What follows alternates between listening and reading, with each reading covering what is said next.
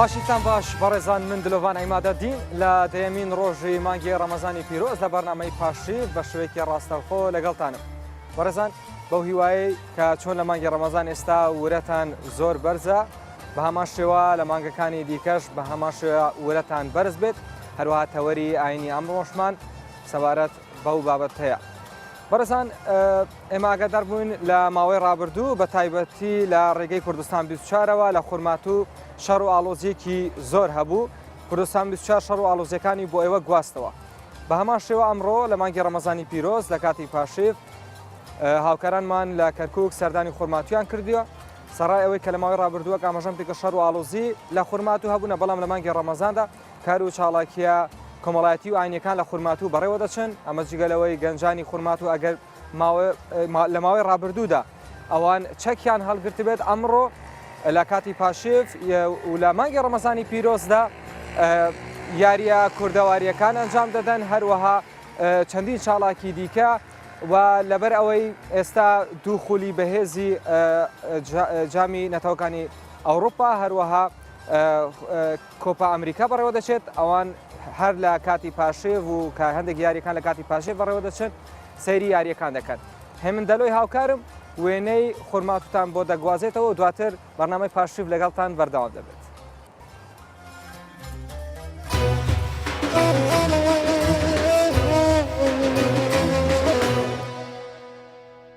بەڵێ هەڵبەت من لە دیارە خورمات و سەرڕایەوەی لەم دوایە بە بارودۆخی تایبەتدا تێپەڕی و گرژی و ئاڵۆزەیەکی زۆر ڕوویدا، بەڵام ئێستا وەکو بینرێت لە گەڕەکە کوردیەکانە چالێکێکی یەکجار زۆر هەیە لە شەوانی ڕەمەزانە. من لە گەڕێکی کۆماریم دیارە ئەم گەڕەکە لەم شوێنەی کە من لێم سێ چالاکی بەڕێوە چێ، ئەلێرە گۆرانی و هەڵپەرچێ لە گەنجانەوە بەڕێوە دەچێ، ئەلەوێ یاری کڵاوێنە کڵاوێن کە یاریێکی کۆنی کوردەواریە، ئەلێرەش گەنجان سەرخاڵی سێرکردنی یاری تۆپی پێن. من سەرەتا چمە لەم گەنجانەی کە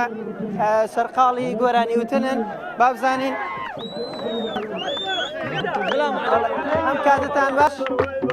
ئەم کاتتان باش، ئەکرێ بزانین بۆنە دڵتان خۆشە. والله ئێمە خەڵکی شاری دووس خورمات و هەر ئەو 24 ساعت دڵمان خۆشە.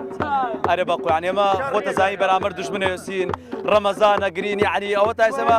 گۆرانیەژی ڕەمەزانەگەی دڵمان خۆشە بەخوای سەمە ئەم شوێنەوەی سیایتە باوڕکە یعنی سە تۆزە بەرەو لاتر شوێنە یعنی قەناس لێ دەدا، بەس ئێمە دژایەتی گشتینەکەین یعنی دەربەس شتایە. ئەی چالاکیەکانی دیکە چۆن بەڕێوەچێ؟ ئێوە هەموو شەوێ ئەم چالاکی ئەنجامەدەن؟ والله کاگێ من ئەمە درێگە بڵێم هەموو شوێ نە، ئێمە بەس بەعزە شەوان خۆی هەموو شوێ تۆپانی لێم شوێنە یعنی لەو شوێنە تۆپانەکەین دەورێکمان کردە دۆ بناوی کاس العالم هەموو شوێ گەنجەکان باوەڕکە ئێمە پاشێش حەساوکە لی ناوین، پاشێش لە فەو ئەمانە بڕۆ کشی قەڵەباڵغ دووس خورمات ئەڵەی کەرکووک ئەڵەی سلێمانیە نازانی ئەمە دووس خورماتوە. خۆش بێ، زۆر سپاس. فەرمونێوە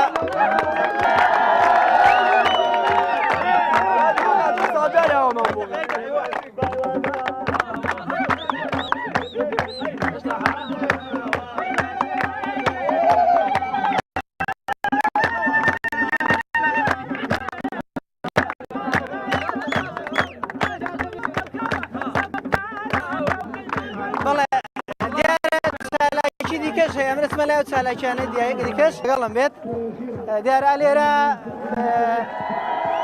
کڵاوێن بەڕێوە یاریش کۆنی کوردەوارێ با بزانین ئەوانیش ئەو یاریە بزانین کێ بزانین جێمی چەنەمە یاخود چەند تیمە لێ یاریەکەن. بەڵێ ئەم کاتتان باش، ئەم کاتان باش. بەڵێ ئەگەر پێم بڵێن سەرقاڵی چینەوە؟ بەڵێ کڵاوێن ئەم یاریە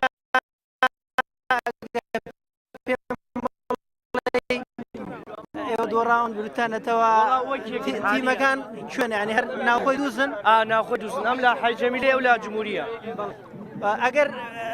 کوردەواریە بەڵێ ئێمە لە ساڵ 50 و چلەکان ئەم یاری هەر باو پیرمان هەر یاریان کردە و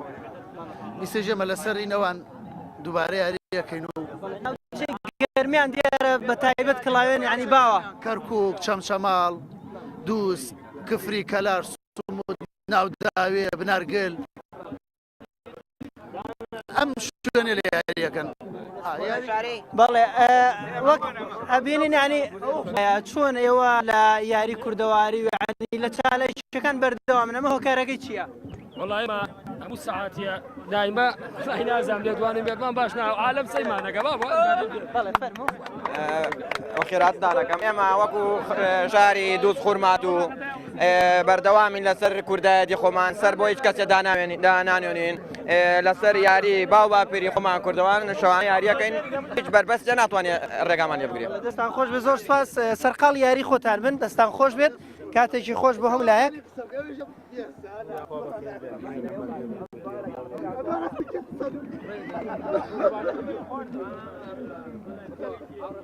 بەڵێوەکە بینین گەنجێکی زۆر لێرە سەرقاڵ یاریکردن هەروەها بەخشینی شیرینین دیارەوەکوتم خورماتوو لە چەند مانگی ڕابردوو بە قۆناغێکی زۆر دژوارە تێپەڕیەوە گرژوە هەڵۆزێکی زۆر ڕوویدا بەڵام سەر ڕای ئەمە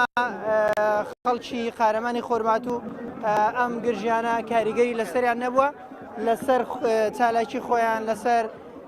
کەیف و سەفای خۆیان بەردەوامن وەکە بینن کۆمەڵێک دەیان گەنج لێ کۆبوونەتەوە سەرقاڵی یاری کوردەوارین بەڵێ من حەزەکەم کەسێتر وەرگرم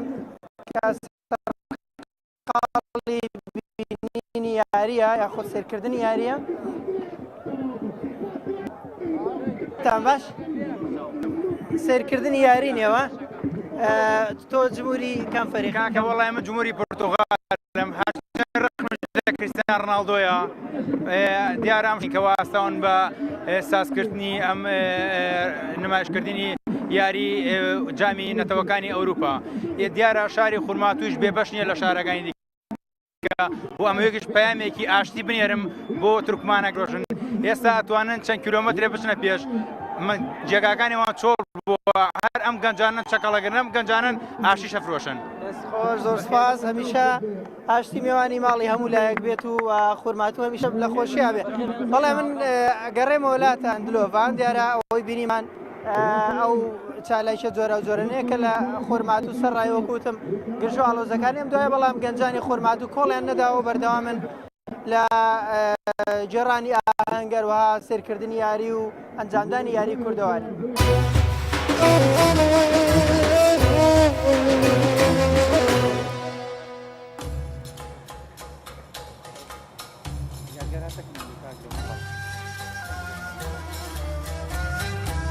ئەم کاتتان باش بەڕێزان دووبارە بەرنامەی پاشێو لەگەڵتان بەردەوامە ئەو وێنانەی کابینیتان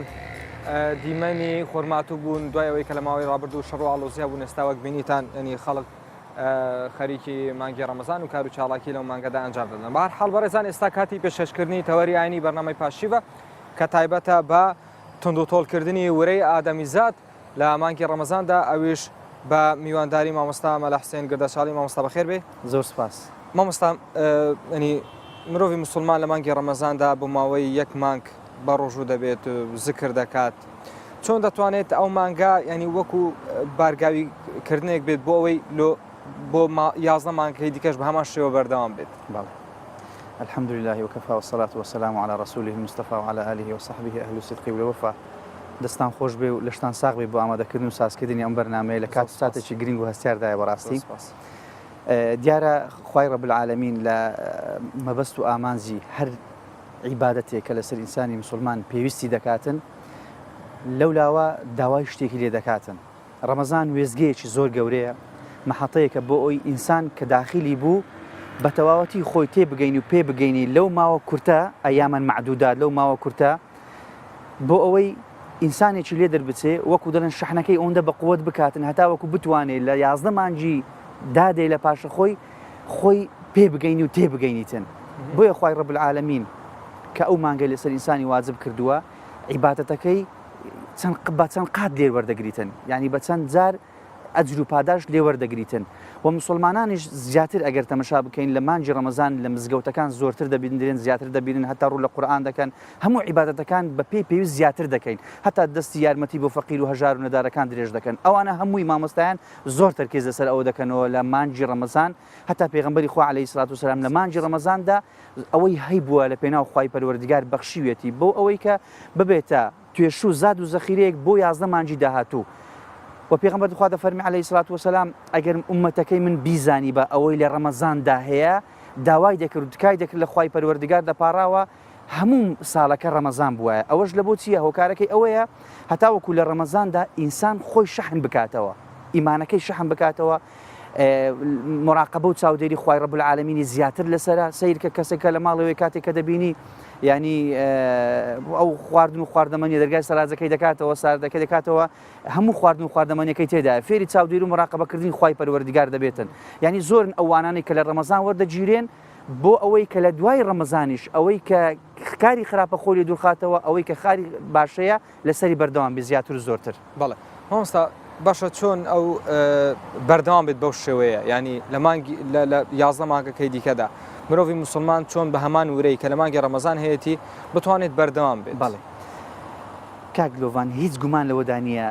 ئەوەی کە لە ڕەمەزان دەکرێت لە غەیری مانجی ڕەمەزان ناکرێت هەتا پێغەمبەر عەلەیهی سڵات وسەلام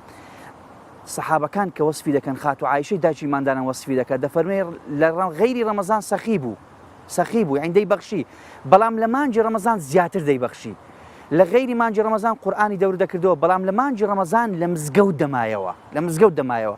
ینی من لێرەوە بە هەموو خەڵکێک دەرێن مامۆستایانیش باز دەکەن لەو کۆتاییەکەی مانجی ڕەمەزان و لە وتاری دوای مانجی ڕەمەزان یەکەم هەفتەی شەوال ینی باز دەکرێتن یەکەم مانجی شەوال ینی کە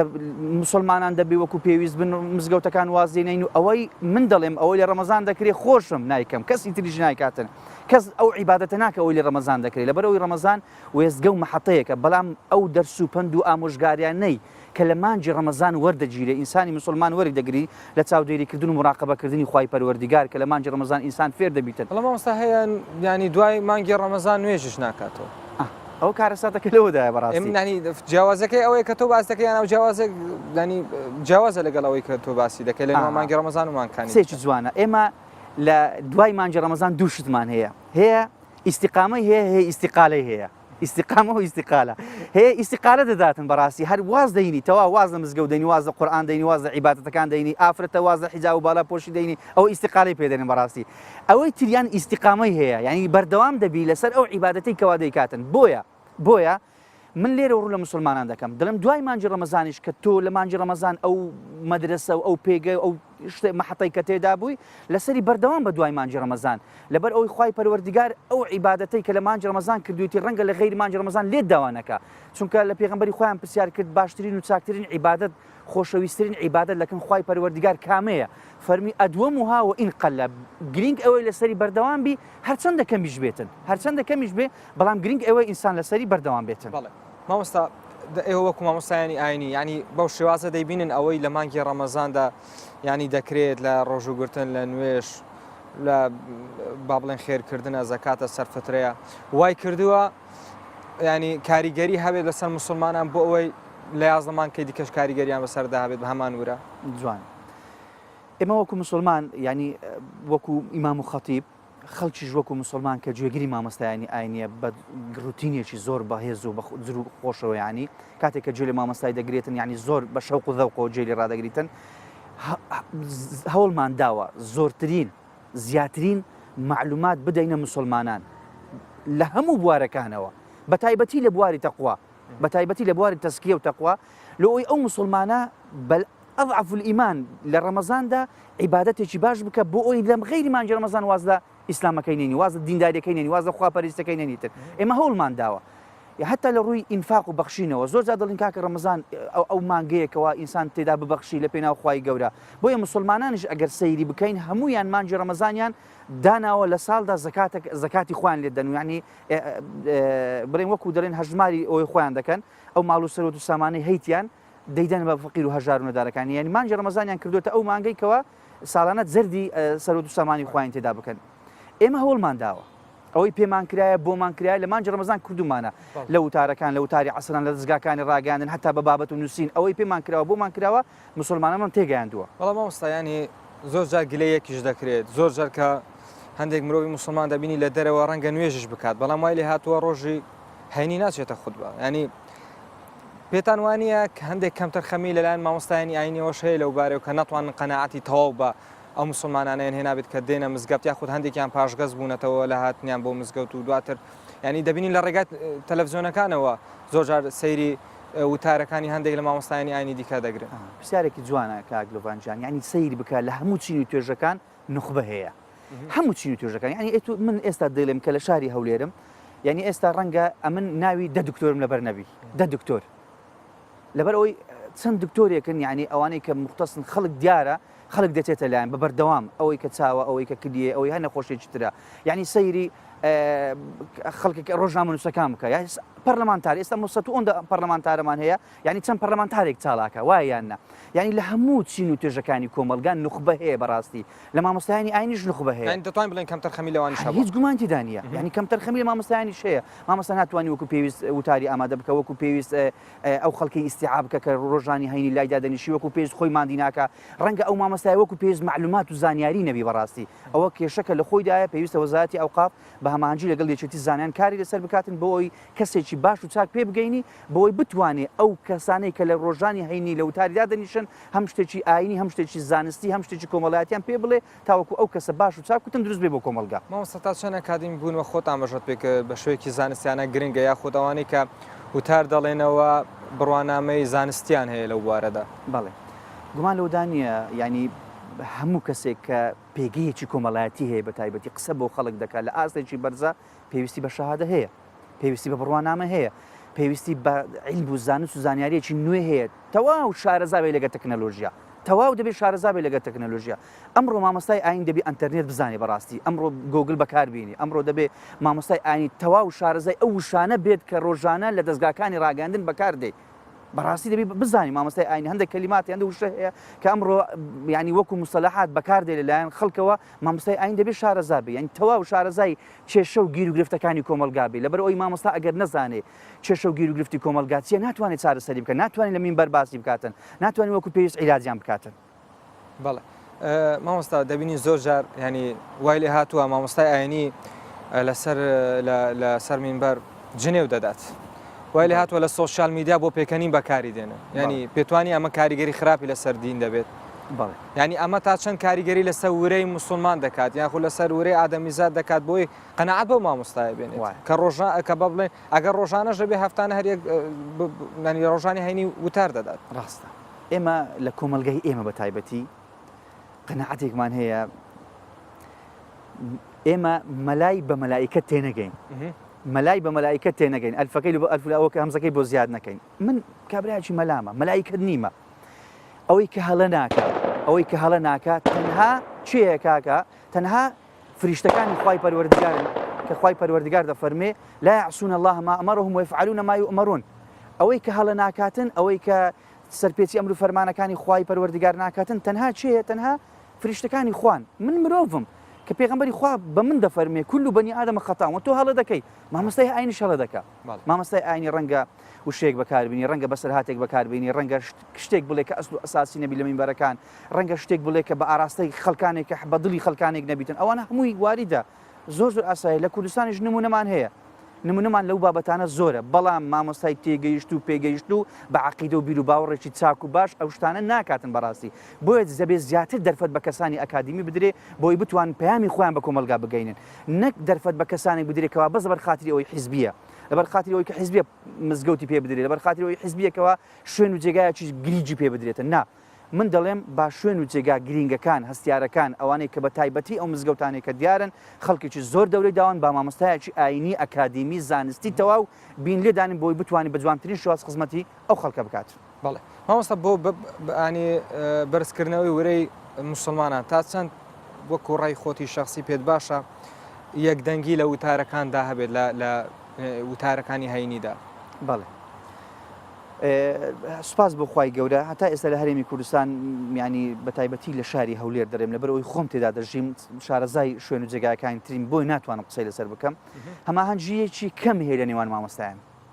هەماهەنگیەکی کەم، یعنی هەیە کە دەڵێم سوپاس بۆ خوا هەیە، بەڵام کەم هەیە، زیاتر ئەو مامۆستانەی کە لە دەستگاکانی ڕاگەاندن دەردەکەون هەماهەنگیان هەیە، ئەوانەی کە لە دەستگاکانی ڕاگەاندن دەردەکەون هەماهەنگیان هەیە. بە نمونە ئەگەر ڕۆژی جیهانی ئافرەتانە ڕۆژی جیهانی مناڵانە ڕۆژی جیهانی کرێکارانە ڕۆژەکانی تیرا ئەوان هەماهەنگیەکەیە لەسەر ئەوەی کەوا وتارەکانیان یەک بخەن بۆ ئەوی بتوان کاریگەری دەتوانن زیاتر کاگەری یەک دەنگ بن دەتوان کاریگەری زیاتر بە دڵنیایی دەتوانن یانی زۆر خۆشە من لە گەڕەکێکی شاری هەولێر بە نمونە دوو برانە یەکێک دەستە مزگەوتەکەی ئەولایە ئەوی تر دەستە مزگەوتەکەی ئەولاوە مەسەن لە ڕەمەزاندا ئەو مامۆستایە کە باسی ئەو چێشە و گیر و گرفت و معاناتە دەکات ئەو مامۆستایەک باسی بکاتن لۆی هەردووچان بکە بینەوە بڵێ مامۆستایەکەی باسی کردووە دەری باسی قیامەتی کرد ئەخدەری بەو گەرمای باسی قیامەتی کردیە ئەوی تر دەری باسی کردووە دەری باسی ئەوەی کردکەوە ئەم جمعەیە پێویستە لە مانجی ڕەمەزان خەڵک زیاتر دەستی یارمەتی بۆ فەقیر و هەژارنەدارەکان درێژ بکاتن خەڵک دەوڵەمەندە خوا پێداوەکان چاوەڕێی ئەو نەکەن تا دوای ینی تو کۆتا ڕۆژەکانی مانجی ڕەمەزان ئەو کات زەکاتی خۆیان بدەن ئێستا خەڵک پێویستی پێەتی نەک ئەو کاتی ینی فەرق و جیاوازی نەبی زۆر گرینگە بۆی خەڵکیش کە لە مزگەوت دانیشتووە هەست بە شتێکی بکەکەوە بەڕاستی پەیامی مامۆستایانیەکە هەروەکو قورئانەکانیەکە ئیسلامەکانیەکە دینەکە و عەقیدەکە و بیرباوڕێنەکە پێویستە پەیامەکەشان یەکبی بەڕاستی بەڵێ مامۆستا تا پێت وایە ینی بۆ بەرزکردنەوەی ورەی ئادەمیزاد یاخود ئەو کەسانی کە سەردانی مزگەوتەکان دەکەن وا باشترە مامۆستای ئاینی هەیە ڕۆژانە باز لە کێشەی ڕۆژانە دەکات بێ ئەوەی بتوانێت چارەسەری بکاوە بێ ئەوەی بتوانێت قەنەعەت بەو کەسانە بێنن کە لە مزگەوتەکە ئامادە بوونە جۆرێک لە نانی دەبێتە هۆکاری ڕەشببینی لە لای ئەو ینی ئەو کەسانی کە لە مزگەوتەکە ئامادە بڵێ پێت وایە مامۆستای ئاینی زیاتر باز لە مێژووی ئیسلام و باز لە پێغەمبەر و ئاەتەکانی قورئان بکات باشترە یاخود باز لە کێشەیەک بکات کە پێی چارەسەر نەکرێت و ڕەشببینی لە لای مسلمانان دروستکات زۆر پرسیارەکە جوانە بەڕاستی یەک شتی زۆر گرینگکەیە من هەمیشە لە وتارەکان باسی دەکەم خوشکێکی بەڕێز پەیوەندی بەم بۆ دەکات دەڵێ مامۆستا پیاوەکەم خراپە نەفەقەم ناچێشی لەگەڵم خراپە ینی خۆم تێناگەینی پشتم تێدەکاتن یعنی چەندین قسە دەکات من پێی دەڵێم من وەکو مامۆستایەک دەتوانم چیت بۆ بکەم یعنی هەندێک نەسیحەت و ئامۆژگاری دەکەم یان دەبێ سەبر بگرێ یان دەبێ خۆی بە تەلاقدان بدە فەرق و جیاوازی چییە لەگەر سەردەمانی ڕابردوو فەرق و جیاوازیەکەی چییە لە مێژووی زێڕنی ئیسلامیدا چەندین بەسەرهات لە زمانی پێغەمبەری خوا تۆمار کراوە پیاو کە کێشەی لەگەڵ خێزانی خۆی هەبووە بەیەکەوە چوونە مزگەوتی پێغەمبەری خوا دانیشتونە بەیەکەوە ئەی پێغەمبەری خوا هاتوونە چێشەمان هەیە یەک لەوانە سەفوانی کوڕی معەتەڵ خێزانەکەی هاتووە ئەی پێغەمبەری خوا ئەوە سەفوانی کوڕی معەتەڵ لە مزگەوتەکەی تو دانیشتیا کە نوێژەکەم پێ دەبڕێ کە بە ڕۆژەکەم پێ دەشێنێتن یعنی خۆی خێزانەکەی باسی کردووە ئەو جەمیلە بە هەمان شێوە چەندین ئافرەتی تر یەک لەوانە کە مێژووی ئیسلامی تۆماری کردووە ئەو ئافرەتەیە کە خێزانی ئەبوو سوفیانە هاتووە دەڵێ ئەی پێغەمبەری خوا من هندم هاتوومە بۆ ئەوەی کە پیاوەکەی من مەسروفم ناکات بژێوی ژیانی ڕۆژانەم دابین ناکاتن ئەمن دەڵێم بۆ چارەسەرکردنی کێشە و گیر و گرفتەکان پێویستمان بە سنتەر هەیە سنتەر پێویستە بکرێتەوە ئەو سنتەر مامۆستای ئاین تێدابی توێژەری کۆمەڵایەتی تێدابی نەخۆشی حتا دکتۆری بەڕێزدابی کە لە نەخۆشی دەرونی شارەزانە خەڵکی قانون و یاسایی تێدابی کە ڕەنگە ئەو کێشەیە بەلە قانون یەک هەوڵێک درراوە بۆ ئەوەی نەخێر هیچ نییە من چەند جار داوام کردووە هەتا خۆم داوام کردووە مەسەلەن بچمە ئەو شوێن و جێگایانە ینی شتێک لەو بابەتە بکرێت لە ڕادیۆ باسم کردووە لە دەستگای ڕاگەاندنی تر باسم کردووە پێویستە سنتەرێک لەو جۆرە بکرێتەوە ینی سنتەرەکە تایبەت نەبی بە ئافرەت کێشەی هەبی لەگەڵ پیاوەکەی خۆی یەکسەر بڕاتێ ئەوەندە لێو نیشتە جێ بکرێت نا با ئەو سنتەرێک گەورەتر بکرێت لەسەر ئاستی هەموو کوردستان لە هەموو شوێن و جێگایەکان مامۆستای تێدابی کەسی توێژەری کۆمەڵایەتی تێدابی با دکتۆرێکی دەرونی تێدابی با ینی کەسی قانونی تێدابی بزانە ئەو کێشانە لە چ ڕوێکەوە یەکلایی دەکرێتەوە پێویستمان بەو دەستگا و مؤسسە هەیە بۆ کێشە و گیر و گرفتەکان چارەسەر بکەین مامۆستا حوسێن زۆر سپاس لەگەڵ بەرداوام دەین بەڵام پێم وابێ هاوکارانم لە ئەنقەرە و لە هەولێر و هەروەها لە سۆرانەوە لەگەڵ من ئازاد ئاڵتۆن وێژە ئەنقەرە بە ئەگزدی دیان مەبە ئازاد ئەفدەمێتە باش لە ئەنقەرە پایتەختەوە تورکیە سەرباری یەکێک و ینی هەندە جام دەبینن ڕەوشە ئەولەهیە نەوەکی بەرێ و نەوەسا باشە ڕەمەزان دەوێ ڕەوشە ئەولەهیەدا چاوە بڕێوە دەچە لە ئەنقەرە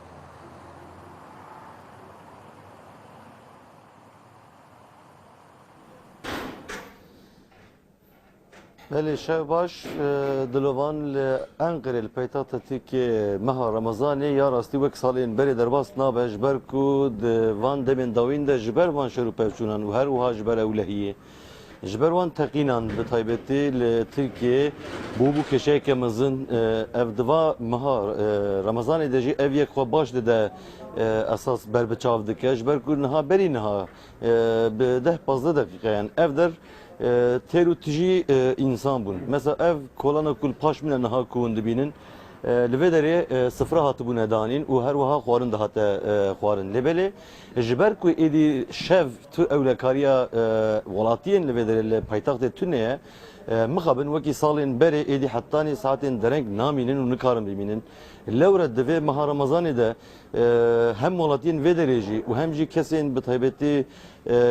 di çarçoya hem mizgeftan melên mizgeftan jî divê warî de gelekî gilî û gazincin yani ji ber ku ewlehî gelekî kême mixabin ew di coşiya di meha Remezanê de jî li gorî salên berê gelekî kême lêbelê tiştên din ku esas li vê derê bala me dikşîne dema ku weşanê we dest pê kir dilovan li xurmat û me dît ku li vê derê şox û şengiyeke gelekî mezin heye û berze heye heman ew şox û şengî û her wiha ew pêşwazîkirina meha Remezanê li van deran jî esas hebû lêbelê di nava rojê de zêdetirîn bi helgirtina hinek êdî ewlekariyan ew coşî û her wiha çalakiyên derbarê meha Remezanê de li dar dikevin li paytexta Tirkiye li Enqerê di nava rojê de jaliyê şaredariyan ve ev yek pêk tê hêviya welatiyan jî li vê derê ew e ku êdî di salên pêşeme de ewlehiya welatiyan bêhêlanîn ku ew jî bikaribin hetanî derengê şevê ku paşîva xwe li derve bi çalakiyan pêşwazî bikin meha Remezanê dîsa ez dikarim divir de li ser bi taybetî mijara ew ê jî rawestim dilowan newek Bakur mesela ew li wekî bajarê Diyarbekirê yan jî wekî Stenbolê li Amedê li paytexta Tirkiye li Enqerê çalakiyên û her wiha pîrozbahiyên li ser meha Remezanê ya rastî gelekî cihêne ji ber ku bajarê Enqerê bajarekî gelekî cihê ye ji hemû bajarên Tirkiye bi taybetî ji Anatoliya navîn ji ber ku gelek kes hatine li vê derê dijîn çandên wan ji hev cihêne çandê wan ê gelekan naş be hev jî her wiha di pîrozbahiyên cejna Remezanê de jî her wiha dîsa digirtina rojiyê de jî di vê çarçovê de em dikarin bibêjin ku ew kesên ku bi bajarên cûr bi cûr hatine li vê derê bi civiyane naş be hev lê tiştê din ku li vê derê esas ez dixwazim li serê rawestim dilovan ez dixwazim vê bibêjim di meha Remezanê de erê rast e em bawekî erenî pêşwazî dikin lêbelê her çiqas ji bo xîzanan ji bo kesên ku rewşa wan ya aborî nexweş e meha Remezanê bûbe weke derfêtekê her wiha ji aliyê aliman ve ji aliyê xêrxwazan ve ku tê xwestin ji aliyê debarayê ve jî piştevaniya wan bêkirin îsal mixabin wisa xuyayek ku ev yek jî ev çanda piştevaniya bo kesên xîzan yên ku nikarin debara xwe bikin divê meha Remezanê de wisa xuyayek ku wê nikaribin zêde jê Sûdê wergirin ne melên mizgeftan li vê derê divê çarçovê de hinek hişyariyan dikin li welatiyan yan jî li kesên ku di warê aboriya wan de baş e ku ji wan re bibêjin piştevaniya wan kesan bikin di meha Remezanê de ku ew jî bikaribin wekî her kesî xwarineke germ dênin ser sifreya xwe yan jî paşîva xwe ew jî bikaribin sê çar xwarinên cûr bi cûr dênin ser sifrê ew jê bixwin lêbelê mixabin dema ku çavê xwe û çavderiyên xwe ji we re rave bikin li vê derê meha Remezanê ji aliyê kesên ku nikarin debara xwe bikin gelekî dijwar derbas dibe lê kesên ku duwarê aborî de rewşa wan baş e jî divê çarçovêde nexwedî astengin ji xwe bîst kadin Melih Hüseyin jî li ser vêkê rawestiya esas em jî û welatî jî divê çarçovê de li bendê wêkê ne ku êdî herkes di bangên xwe de û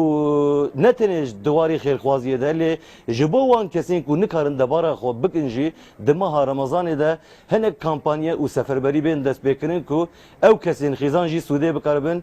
wekî her kesî di meha Remezanê de jê wergirin. بله آزاد آلتون نوچگان مشان قریه تو گلمه بوی گلک سپاس جبویتا برزان لأنقره پایتختی ترکیه و دگر مو هولیری پایتختی هرمی کردستان گوران شاخوان مالی گلا گوران هم کاتت باش پاشیف لایتو چون برای ودچت گوران بەڵێ و کاتت باش دلۆڤان ئێمە ئێستا لە یەکێک لەو شەقامانەین کە زۆرترین چا گڵۆبەڕۆژە گۆشتی لێ دەخورێت شەوانە ئەوی شەقامی ئیسکانە لێرە گەنجان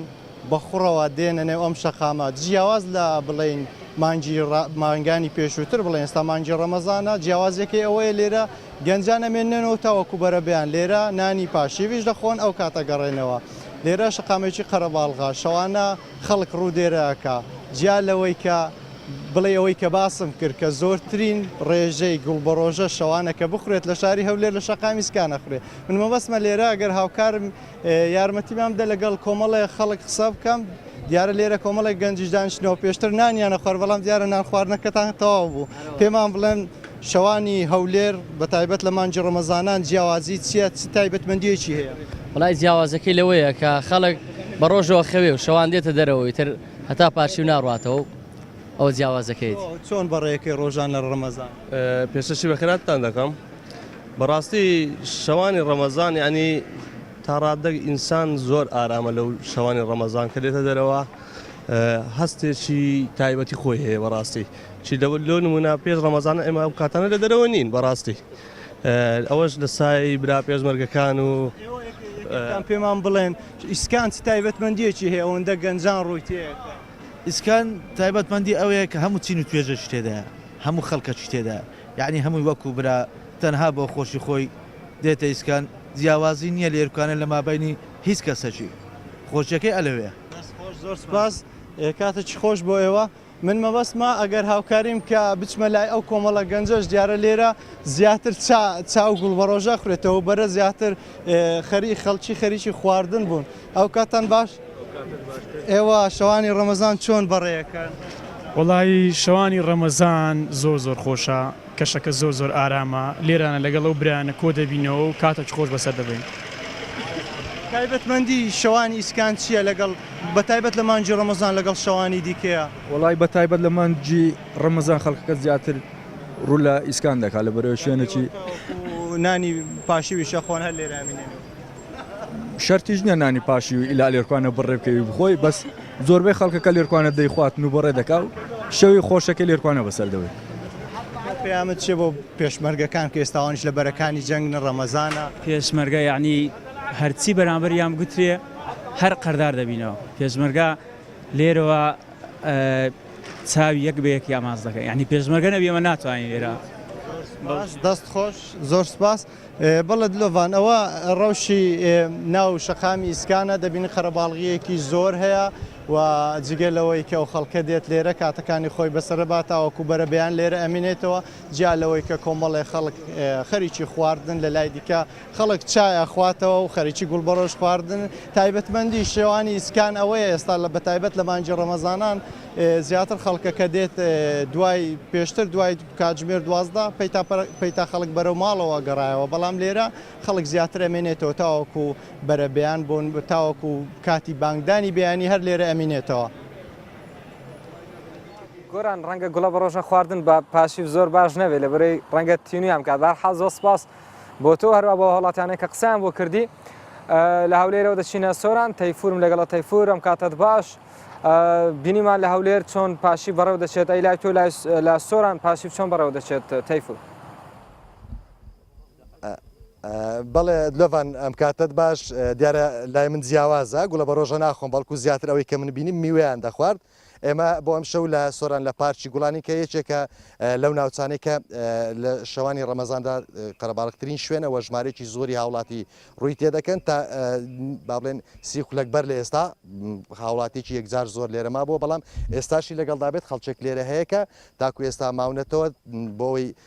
خۆیان دوا بخن تا دەگەنە پاشێ و بۆی ڕاستەخۆ کە دەگەنە ماڵەوە پاشێ بخۆم بەڵام ڕاستەخۆ دەسمە لای ئەو بەڕێزانەی کە لێرن لەگەڵ هەندێکیان دەدوێ مەگە تۆ دەرفەت بدەیت بۆی بزانم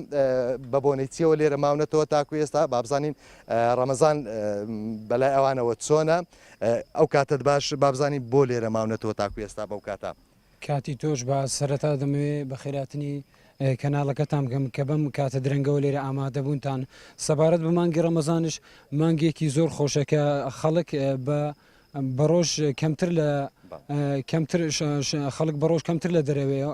بە شەوان خەڵک زیاتر دەرەکەوێت ئێمەش کۆمەڵە هاوڕێکین هاوڕێکانی پەیمانگای تەکنیکی سۆران دەمانەوێت بە بۆنەی تەواوبوونی کە دوا ڕۆژمان بوو بە بۆنەی تەواوبوونی دەمانەوێت بە پێویستمان زانی کە ڕۆژێک ببێتەوە یادگاری کە ئەم شەو لێرە یادگاریەک تۆمار بکەین و بۆ کۆتا ڕۆژەکانی خۆشیمان لە پەیمانگا بەڕاستی ئەمە سڵاو ڕێزمێ بۆ گشت هاوڕێکانم کە ڕۆژێکی زۆر خۆش بوو بەلامەوە هەرچەندە ناخۆش بوو کە ئەم ڕۆژە تەواو بوو لە پەیمانگایکە یەکترمان نابینەوە بەڵام بابڵێن قوتابی خوێندکاری پەیمانگان بەڵێ قوتابی باشە هیوادارین داهاتوتان گەشت بێت تۆ دەرفەت دەبسمە لای ئەو هاوڕێی تەنشتۆش لۆی باڵێن دەرفەتەکە بخۆزنەوە کاتت باش تۆ چیت هەیە وەک ئەو هاوڕێت باسی کرد دوایین با بڵێن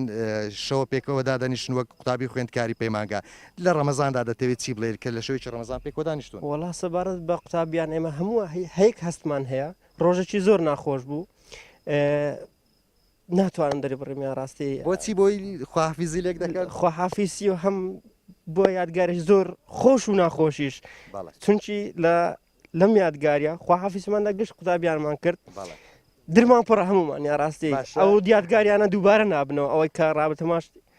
ڕابردووی کۆرمان کرد شەشی پڕ لە یادگاری بود دووبارە بە خێراتنی ئێوە شەکەین سپاسیوادارین ئێمە یادگارێکی خۆش بین بۆ ئێوە دەچینە لای دوو لە هاوڕەکانی ئێوە بابزانین ئەوان چی دەڵێن دلۆڤان تۆ دەرفەتم بدە بە تەنها لایەک وەرنەگرین لایەکەی دیکەش وەربگرین بزانین ئەوان چیان هەیە پامێکیانەیە بەتایبەت لە ڕەمەزان وەک ئەو باڵێن دوای ساڵی خوێندن لە کۆلێژ یاخود پەیمانگا قوتابیان کە یاخود خوێندکارن کە خوێندن تاوا دەکەن هەندێک جارگلەی ئەوە دەکەن کە چی دیکە یەکتر نابینن یاخود ئەو پەیوەندیان بەردەوام نابێت وا دیار ئەو قوتابیانە یاخود خوێندکارانەی پەیمانگای تەکنیکی سۆران هەندێک غەمبار ئەمڕۆ ماڵاوی لە یەکتر دەکەن بەڵام دەمێ پرسیاری ئەویان لێ بکەیت ئایا هیچ هۆکاری دیکەوایان لێ دەکات دوای تەخەڕوجیش یاخود دوای دەرچوونیش بە هەمان شێوە بەردەوام بن و هاوڕێ بمێنەوە بەم شێوە کۆ ببنەوە باشە هاوکارم دلۆڤان پرسیاری ئەوە دەکات ئایا بۆچی ناڕحەت دەبن ئای با کۆتایی بێت خوێندەکە بەڵام ئایا پەیوەندی نامێنێت پێوەکی چۆکارێکنی بۆی پەیوەندەکەتان پسڕێ بۆچی ناڕحەت دەبن سەرەتا بە خێراتنی کەناڵەکەتان دەکەین ئەو دەستخۆشتانێکی کە بەم کاتەوە درنگە و لێرە ئامادە بوون سەبارەت بە کۆتایەتنی پەیمانگەکەمان بەڕاستی تاڕادەیەک برادری زۆر خۆشەویستمان ناسی و کۆمەڵ یادگاری زۆر خۆش و ناخۆشمان پێکەوەیە کەوشۆکەش لێرە ئامادە بووین حەزمان کرد مێژوێک لە بۆ خۆمان تۆمار بکەین باشە زۆر سپاس دەچینە لای هاوڕێیەکی دیکەتان تۆ پێمان بڵێ لە مانجی ڕەمەزان چی پامێک تێ یاخود چ جیاوازێک لە مانجی ڕەمەزان لەگەڵ مانگەکانی تر دەبینی سەرەتا بە خراپنی کەناڵەکەتان دەکەم کا بەوە زیێتەوە ئەرکان چێشە سەرەتا بە ڕەمەزان وڵا ڕۆژی خۆشە بەسەبار بە هاوڕەکانیش ئێمە دوای تەوابوونی خوێندنەکان یعنی بویستمان زانی کە شەوی بیتی پڕ بە یادگاری بی یعنی زۆر خەم و خەفەت و ئەو شتانی زۆر شتین ڕوویدا هەم خۆش و هەم ناخۆش بێوای سەرکەوت زۆر سپاس هیوادارین کە لە ناخۆشەکان بستنە دەرەوە و هاوڕێتێکتان بمێنێت و داهاتوتان گەشت بێت بەوەی ئەو با بڵێن بڕوانامەی کەوەری دەگرن لۆڤان ئەگەر بسمە لای یەکێ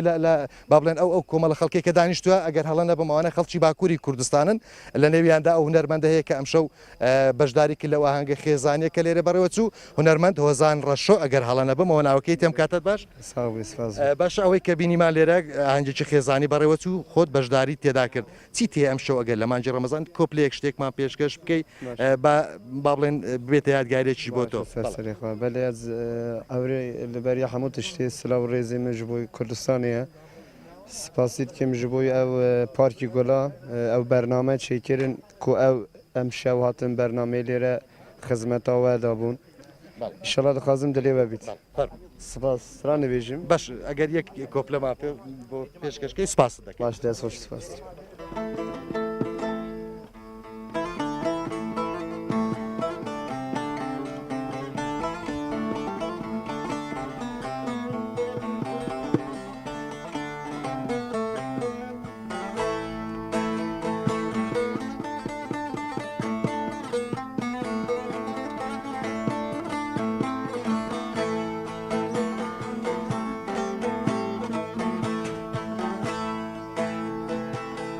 حسرتا canımın oy oy estetir ne bum oy oy estetir ne bum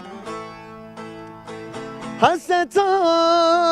canımın oy oy estetir ne bum oy oy estetir ne bum خود جانت بسینه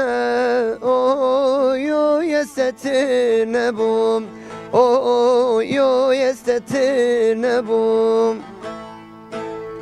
خود جانت بسینه اوی استتر نبوم اوی استتر نبوم ولا نبوم از نبوم يستتر نبوم يستتر نبوم ولا نبوم از نبوم يستتر نبوم يستتر نبوم خود جانت بسینه يستتر نبوم يستتر نبوم زۆر سپاس لەوان لە بۆی زۆر کات نەگرم بە کورتەکەی ئەوە شەوانی شاری سۆرانەکە هاوڵاتیان لە ڕۆژدا بەهۆی بە ڕۆژوبوون و کاری ڕۆژانەیە ماندوو دەبن و دێنە ئەو پارکە پشوێک دەدەن و ئاسوودەی بەخۆیان دەبەخشن بەڵێت لۆڤان. زۆر سپاس بۆ گۆرانی بێژە هەروە زۆر سپاس بۆ تۆ بە هیوایەوەی ئەو خوێندکارانەی پەیمانگای تەکنیکی سۆرانیش ئەوها غەمبار نەبن بەو شێوەی کە ئێمە بینیمان لە دوای دەرچوونیشان بەم شێوەیە ینی پەیوەندیەکانیان هەر بەهێزی بمێنێتەوە. زۆر سپاس بۆ تۆ هەروەها سپاس بۆ گۆران شاخەوان کە لە هەولێرەوە لەگەڵم بوو هەروەها ئازاد ئاڵتون کە لە ئەنقەرەوە لەگەڵم زۆر سپاس بۆیەوە. بەڕزان ئێستاش بەردەوامی دەدەینە سەر تەوەری ئاینی ئەمڕۆمان کە تایبەتە بە تونند و تۆڵکردنی ورەی ئادەمیزاد لە مانگی ڕەمەزان لەگەڵ مامۆستا حوسێن مامۆستا پێش ئەوەی کە بچینە لای هاوکارانم ینی بینیمان خەڵکێک لە دەرەوە ئێستا وەک ئەمەش هەندێک لە هاوڵاتیانی هەولێرش باسییان لێوە کرد ئەوان بە ڕۆژ خەریکی نووسن و بە شەو دەچنە دەرەوە ینی ئەمە تا چەند گونجاوە لە مانگی ڕەمەزاندا ئایا چی بکەن بۆ ئەوەی وریان بەهێزتر بێت کە ئەمڕۆ بابەتی تەوەری ئاینیمانە. بەڵێ ئێمە هەمیشە وتومانە لە مانگی ڕەمەزان ئینسان دەرفەتێکە بۆ ئەوەی بتوانێت لێخۆشبوون و لێبوردنی خوای پەروەردیگار بەدەست بینیتن. یعنی چەندین فەرمودەمان هەیە کە ئاماژە بۆ دەکا کە گەیشتی مانگی ڕەمەزان ئەوەی پێت دەکرێت بۆ دەکرێت لە عیبادەتی خوای پەروەردیگار بیکەی ئەوەی پێت دەکرێت بۆ دەکرێت لە عیبادەتی خوای پەروەردیگار بیکەی. کەسێک ینی وەکو ئێستا کە ئێمە لە مانجی ینی برێن لە وەرزی هاوین و کەتونیا مانجی ڕەمەزان دەکرێت ئینسان بخەویتن زۆر ئاساییە بەڵام من ینی هەمومان مامۆستایان وتومانە با زۆرترین کاتەکان خەو نەبێت لەبەر ئەوەی ڕەمەزان کە دێت گۆڕانکاری بەسەر خواردن و خواردەمەنیمان دەینی بەسەر ئیش و کار و کاسبیمان دەینیتن ینی بەسەر ژەمی خواردن و بەسەر کار و کاسبی و بەسەر هەموو کاتەکان دەینی ینی ئەتوو بەرنامە و هەموو شتێکی خۆدادەنەی پێش ڕەمەزان خەڵک تەواو خۆی ئامادە دەکاتن ینی هەتا بازارەکان ینی قەڵەباڵی خۆ جمجۆلێکی زۆر بەخۆی دەبینی ینی بازار لە ڕۆژەوە دەبێتە شەو یعنی وانە لە بەسەر ژەمەکان دەینی بەرنامەت کە بۆ هەمووی دانا بەرنامەیەک بۆ عیبادەتێکدانێ بەرنامەت بۆ خواپەرستیدانێ مامۆستا ببوورە زۆر جار باز لە دیاردەیەک دەکرێەوە لە ینی سۆشیال میدیاش زۆر بڵاو دەبێتەوە خەڵکانێک لە ناو مزگەوت دەخەون بەڵێ ئەمە نەک تەنها بڵێن کاسبکارن لە کاتی ئیسراحەت دەچن بۆ مزگەوت ینی من خۆم ڕەنگە لە مزگەوتی گەڕەکەکان بینی بێتم خەڵکێک لە ناو مزگەوت دەخەون ئەمە تا چەند گونجاوە زۆر ئاساییە خەڵک لە مزگەوت بخەوێتن باشتر و چاکترە لە مزگەوت بخەوێتن نەک بچێتە شوێن و جێگایەکی تر خۆی بە شتێک سەرقال بکە کە بەڕاستی دووری دەخاتەوە لە پەیامی ڕەمەزان یعنی لە ڕووی شەرعەوە جائیزە کابرا ناو مزگەوت دەخەوێت نزیک مزگەوت بێت مەرز ئەوە نییە یعنی ئەتوو لە هەرێمی کوردستان دەژی لە ئەوروپا ناژی لە هەرێمی کوردستان یعنی کارەبا لە ماڵەوە نییە کابرا خەڵک یعنی 4 ئەمپێر کارەبای ڕاکێشایە کچی جاحیڵی هەیە خێزاندارە کوڕی جاحیڵی هەیە ڕەنگە هەمویان نەتوانن لەبەر یەک مبەڕی دەبی ئەگەر کارەبای ئەهلیبی مەسەلەن کارەبای حکومی نەبی نەتوانی هەمویان لەبەر یەک مبەڕ دەبن ئەو پیاوەکە یان برایەکە دێتە مزگەوت لە خۆی دەخەوی لە دیار کارەبای مزگەوت و ئافرەتەکەیە خێزانێتی خوشتیتی بخۆی لە ماڵەوە لە بەدیار مبەڕی دەکەوە دەخەوێتین یعنی ئەوە زۆر ئاساییە. ئێمە لە هەرێمی کوردستان کێشە و معاناتمان زۆرە بەڕاستی هەندێکیان هەتا لە خەڵکەکە نزیک نەبیەوە نازانی کێشە و گیرگرفتی چۆنە. مامۆستا بابینە سەر بابەتێکی هەمان بابەتی خۆمان بەڵام بۆ منداڵ ئەگەر باسی لێوە بکەین ینی لە ئاینی ئیسلامدا زۆر گرنگی بە پەروەردەکردنی منداڵداوە بەڵێ ئاینی ئیسلام چۆن ڕێنمایی دایک و باوکان دەکات بۆ ئەوەی ورەی منداڵ بەهێزکەن کە گەورەش بن ینی پەیوەست بن بە ڕۆژوگرتن و بەتاعاتکردنی خوا. کاک لوڤەنجان ئێمە بەگشتی هەمومان ینی کاتێک کە پەیامێک ئاراستی کەسێک دەکەین هەتا لە مامۆستایانی بەڕێز لە قوتابخانەکان ماتە مامۆستایانی مانی خۆمان وەکو مامۆستای ئاینی ینی لایەنە پەروەردەیەکە لایەنەکانی کە پند و ئامۆژگاری لێ وەردەگرن ئەومان نەوتووە بەڕاستی ینی مناڵ ئەگەر فێری بکرێ بۆچی بە ڕۆژوو دەبێ هۆکارەکانی بە ڕۆژوو بوون چییە نەک پێی بگوترێ بە ڕۆژوو بە و تەواو یعنی ئەو مناڵە لە ماڵەوە کە دایک و باوچیتی ینی لە تەمەنێکە کە ڕۆژووی لەسەر نییە لەبەرەوەی لە ئیسلامدا حکومە شەریعەکان بەو شێوازەیە هەتا بالغ نەبی تۆ هیچ حکمی شەرعی لەسەر نییە بەڵام باوکو دایک ئەگەر فێری منداڵەکەی بکاتن وەرە چۆن بە ڕۆژ دەبی وەرە بۆچی بە ڕۆژ دەبی ئامانج لە بە ڕۆژبوونەکە چییە تاوەکو ئەو منداڵە فێر بێت تاوەکو ئەو مناڵە فێر بێت ینی مناڵێک بچووکەیە بخۆم جێم لێ بووە دێ مامۆستا نابی لە ڕەمەزان ئێمە درۆی بکەین چەند جوانە فێر بکرێت لە غەیری مانجی ڕەمەزانیش نابی درۆ بکەیت لە غەیری مانجی ڕەمەزانیش ئەوەی کە لە بازاڕە نابێ خۆڵی خەڵک ببڕێتەوە نابی ئەشیا و کەلو پەلو پێداویستەکان گران بکاتن مامەڵە هەرچوو کەوتی لە غەیری مانجی ڕەمەزانی جوانبی ینی سەیر کە پێغەمبەری خوا کە دەفەرمێ کەسێک کە جوێنی پێدایان شتێکی ناشین گوتی ئینی مڕۆن سائیمن بە ڕۆژوما لە ئەوی فێربی کە لە مانجی ڕەمەزان ناو عیبادەتێکی دای لە غەیری مانجی ڕەمەزانیش هەر ناو عیبادەتدا هیچ کات و ساتێک ئینسان جوێن نەدا قسەی ناشرین قسەیە کە دەبێتە مایە ئەوەی کە ئینسانەکە لە کەدار بکە نەیڵێتن بۆیە هەتا مناڵیش زۆر گرینگە فێر بکرێ وەرە کاکە کە بە ڕۆژوو دەبی بۆچی ئەو بە ڕۆژوو دەبی هۆکاری بە ڕۆژبوونەکەت چییە وەرە بە ڕەمەزان چیت فێر دەکاتن چاودێری و مراقەبەکردنی خوای پەروەردیگارە کە ئەو مناڵە پێویستە فێر بکرێ ئەها ئەتوو کە بە ڕۆژوو ناوی بەو منداڵە بڵێ چەند جوانە کە بە ڕۆژوو نابی دەچی دەرگای سەلاجەکەت دەکەیەوە هەموو خواردن و خواردنەمەنەکەی تێدایە بەڵام وەرە ئاگاد لە دایک و باوکیشت بی درۆ لەگەڵ دایک و باوکت نەکەی چۆن خوای گەورە مراقەبەت دەکا دەبێ ئەوهاش مراقەبەت دەکە کە درۆ لەگە دایک و باوکت بکەی یعنی ئەو شتانە هەمووی پێویستە ئەو دەرس و پند و ئامۆژگاریانەی کە لە ڕۆژوودا هەیە پێویستە فێری مناڵ بکرێت ینی مامۆستا پێت وایە ئەوەی کە لە ڕەوشتی ئاینی ئیسلامدا ڕەنگە پێت وایە گرنگتر بێ لەو ئەدایە کە دەی کاتی خۆ لەو فەرزەکە لە سەریتی هەموو فەرزەکان کە خوای پەروەردیگار واجبی کردووە لە تەکچیەوە شتێکی بۆ داناوە بنمونە نوێژ کە خوای پەروەردیگار باسی نوێژ دەکە لە قورئانی پیرۆز دەفەرمێ ئینە سەڵاتە تەنها عن الفەحشاء والمونکەر کەسێک کە نوێژ دەکە دوکاندارە دەبێ مامەڵە هەرسوکەوتێکی زۆر جیاواز بکە لە کەسێک کە نوێژ ناکاتن لەگەڵ کەسێک کە نوێژ ناکە لەبەرەوەی کە تۆ چێن ناو مزگەوت فێری ئەخلاق و ڕەوش دەبی لە دەرەوەی مزگەوت دەبی جێبەجێ بکەی خۆ ئێمە کە دەچینە ناو مزگەوت فێری ئەخلاق و ڕەوش دەبین خۆ ناو مزگەوتەکە خەڵک داوای ئەخلاق و ڕەوشمان لێ ناکات دەبێت لە دەرەوەی مزگەوت کە هاتیە دەرەوە ئینجا ئەخلاقەکە دەست پێ دەکات لە مزگەوت دینداریەکەیە لە دەرەوە ئەخلاق و ڕەوشتەکەیە بۆیە پێغەمبەری خوا مەرجێکی زۆر جوانی دانایە بۆ کەسێک کە بێتە خوازبێنی کچی من ینی خوشتی من کەسێکی ترە دەفەرمێ ئەگەر کەسێک هاتە خوازبێنی کچەکانتان یان خوشکانتان دوو مەرجدا بوو دین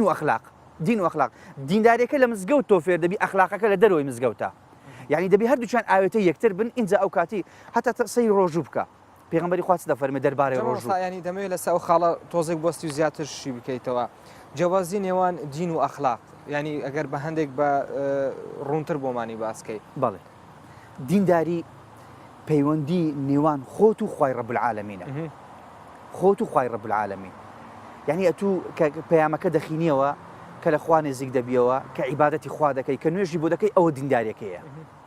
ئەوە دینداریەکەیە یعنی فعلە ئیشەکە دینداریەکەیە ئیشەکەی کە دەکەی بنمونە من لە ماڵەوە قورئان دەخوێنمەوە دینداریەکەیە بۆ خۆم دەیکەم عیبادەتەکەی دینداریەکەی ئەخلاق و ڕەوشتەکەش هەر عیبادەتە ئەخلاقەکەش هەر عیبادەتە بەڵام دەبێ ئاوێتەی یەکتر بی لەگەڵ دینداریەکە ئاوێتەی یەکتر بی لەگەڵ دینداریەکە واتە ئەخلاقەکەم دەبێ بە پێی دینداریەکەم بێتن ئەوە پێی دەگوتری ئەخلاق بەڕاستی من لە ماڵەوە کە قورئان دەخوێنم دەبی مامەڵەکردن و هەڵسوکەوتم لەگەڵ خێزانم جوان بێ لەگەڵ منداڵەکانم جوان بێ لەگەڵ دەوروبەرم جوان بێ کە دوکاندارێکم دەبێ ئەخلاقەکەم بۆ بەدەردەکەوێت کە ئیسلامەکەی خۆم ئیش پێ بکەم لێرەوە ئیش پێ بکەم ینی ئیستیغلالی بازاڕی نەکەم ینی مۆزەفێکە فەرمانبەرێکە لە دائیرەکە دینداریەکەی بۆ بەدەردەکەوێت کە مامەڵ و هەرسوکەوتێکی جوان لەگەڵ ئەو کەسانە بکە کە دێنە لای ئیش و کاروبارەکان بۆ جێبەجێکردن ئەوە دینداریەکەی بەڵێ مامۆستا بابینە ینی سەر مەسەلەی چۆنیەتی پاکردنەوەی ینی گوناهەکان لە کاتی مانگی ڕەمەزاندا ئەمە تا چەند ورەی موسڵمان بەهێز دەکات زۆر جار دەگوترێت لە ئەڵلقەکانی پێشوو باسمان لێوە کردووە مانگی ڕەمەزان دەبێتە هۆی ئەوەی کە مرۆڤی موسڵمان گوناهەکانی پاک بێتەوە ئەمە چۆن وای لێ بکەین کە ببێتە ورەیەک بۆ ئێمە بۆ مرۆڤان موسڵمان بۆی لە 11 مانگەکەی دیکەش بە هەمان شێوە بەردەوام بێت وای پرسیارێکی جوانە ینی خوای پەروەردیگار بیتاقەی لێخۆشبوون و لێبوردنی خۆی بەسەر عەبد و بەندەکانی دابەش دەکا ئەوانەی کە لە مانجی ڕەمەزان دەتوانن ڕەزامەندی خوا بەدەستبینن ئەوانەی کە دەتوانن لە مانجی ڕەمەزان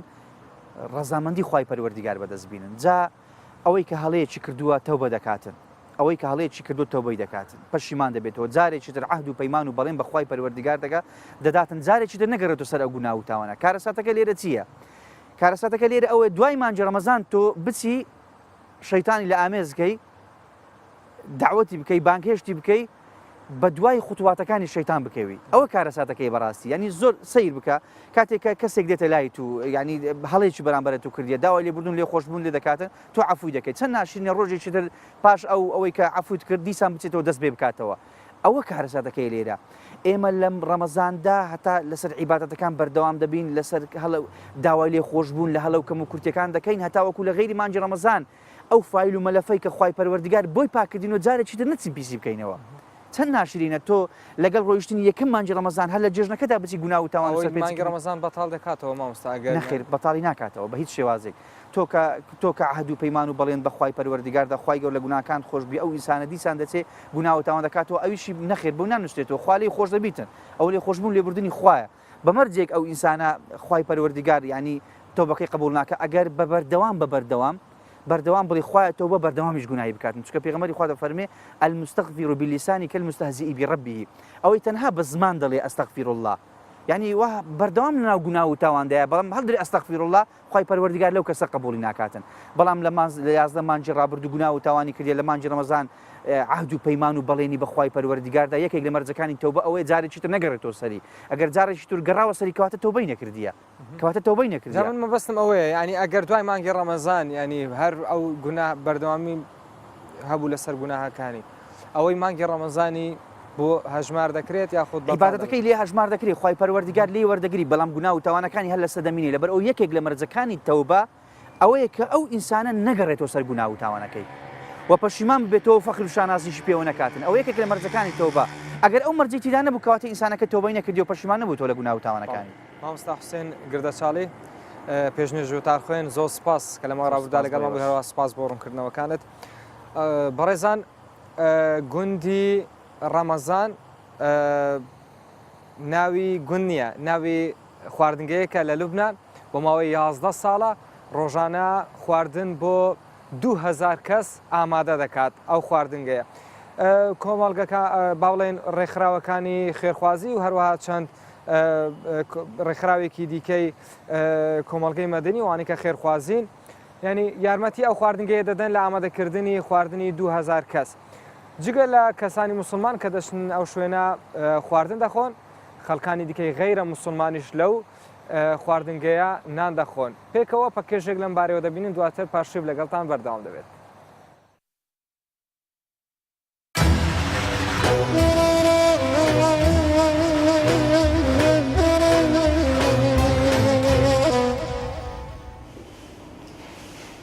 ئەو دەر بەیروتا پایتەختا لوبنانەیە و ئەوە کو تێدی تنجی خواردنگەهەکە بناوێ گوندی ڕەمەزانێ کو هەر ڕۆژ خواردن ji بۆ سەدان کەسان تێدە تێ ئامادەکردن و هەژمارەکە ڕێخستیان جڤاکی دوێمە هێدا خۆشببووی کاری ئامادەکریە.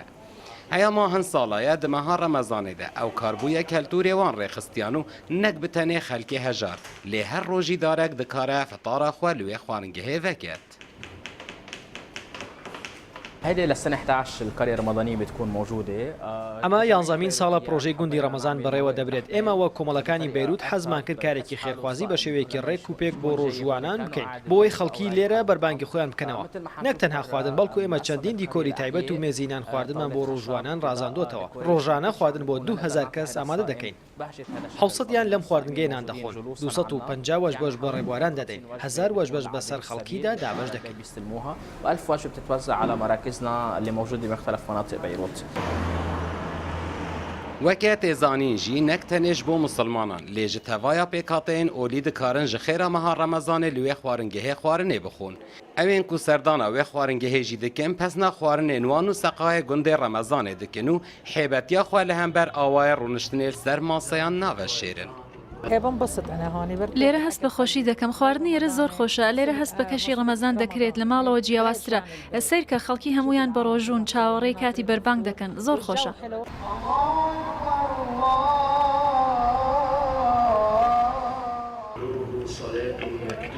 ده دما خود توایا جورین خوارنه به مهوانان را تینه داین کود ناوان ده گوشت و مریشک و برنج و ماسی و جورین سوپان و تیکلین کسکاتیان و هویرکارین خوارنه هنه با آواکی وها دما کو مروف لیدنه را مروف پرجه را حزدکه جه کردستان 24 هوشیار بنانی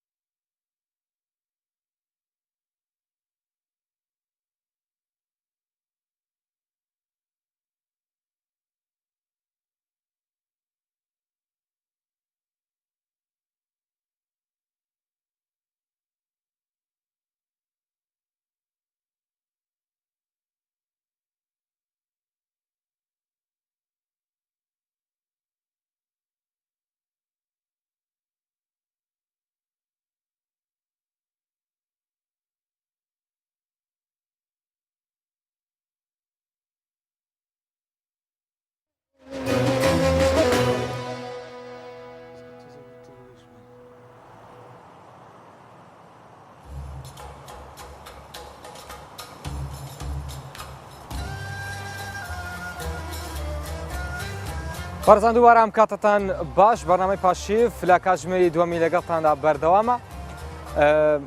لە مزگەوتەکانی باکووری کوردستان بە تایبەتی لە شاری مێردین ئێستا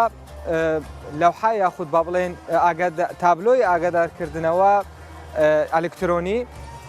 لە ڕێگەی ئینتەرنێتەوە دانراوە ڕێنمایی ئاینی دەدات بە هاوڵاتیان یاخود بەو کەسانەی کە دەچنە نێو مزگەوتەکە ئاگاداریەکان چەند ئاگاداریەکی یاخود چەند دروشمێکی ئاینین و چەند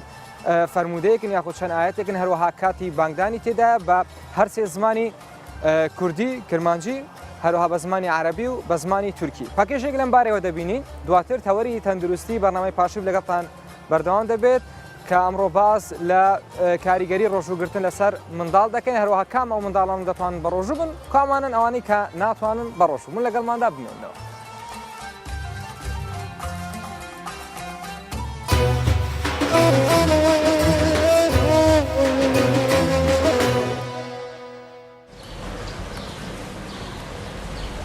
باجاروکە قوسەرا لەسەر باژارێ مێردینی دە مزگەفتە نویا ناوەندی de ji bo ku cemaeta mizgeftê derbarê Remezanê de agahdar bikin bi destê xêrxwazekî qoserî lewhayeke bi zimanê Kurdî, Erebî û Tirkî hate çêkirin. Di nava lewhaya ku hatiye çêkirin de ayet û hadîsên ûlî û pîrozbahiya meha Remezanê bi her sê zimanan tê nivîsandin. Walatiyên ku tên mizgeftê erkên xwe yên ûlî bi cih dînin dibêjin ku yêkem care li bajarokê wan tiştekê bi vî rengî pêk hatiye. Walatî bi wê yekê hem kevxweşin û hem jî hêvî dikin ku ne tenê meha Remezanê tim û tim ev levha hebe û wan bi her sê zimanan agahdar bike. Pir xweşekî tişkî pir bakeş yanî ji bo Qiziltepe ji bo vêya tişkî pir xweş e mala wan hava bi Xwedê Teala xêra wan qebûl kir. Ziman ne balî insana ziman Xwedê Teala herkes insana tê lisanek bi şekilkî dayê. ده زمانه شده کردی شده عربی شده سورانی شده زازاکی شده سورنامه و زمانی که وانی بین انسان تونه Bi boçîna malaya mizgeftê tiştên bi wî rengî biratiya di nava gelan de derdixe pêş û cidahiyê ji holê radike. Malaya mizgeftê rawe dike ku dê wê lewhayê piştî Remezanê jî bikarbînin û di beriya wê lewhayê derbarê her mijaran da welatiyan agahdar bikin. Hem ji bo xelq باش حديث مياسكري آيات مياسكري ومعناوي هم بكرمانجي هم بتركي ميازكن مالای مزگفت آماجه به وی که دیگه کو دی دربار روزین پیروز ده بری اوی لبهای اف دی لگل داین آگاهی ده همان دمی ده براتی دنوا زمانان ده بر بچافتر بکن. لعالی دن هم ولاتین کو دچن مزگفتی هم جی ین کو دبر مزگفتی را درباست بن زودی جوی لبهای وردگرن.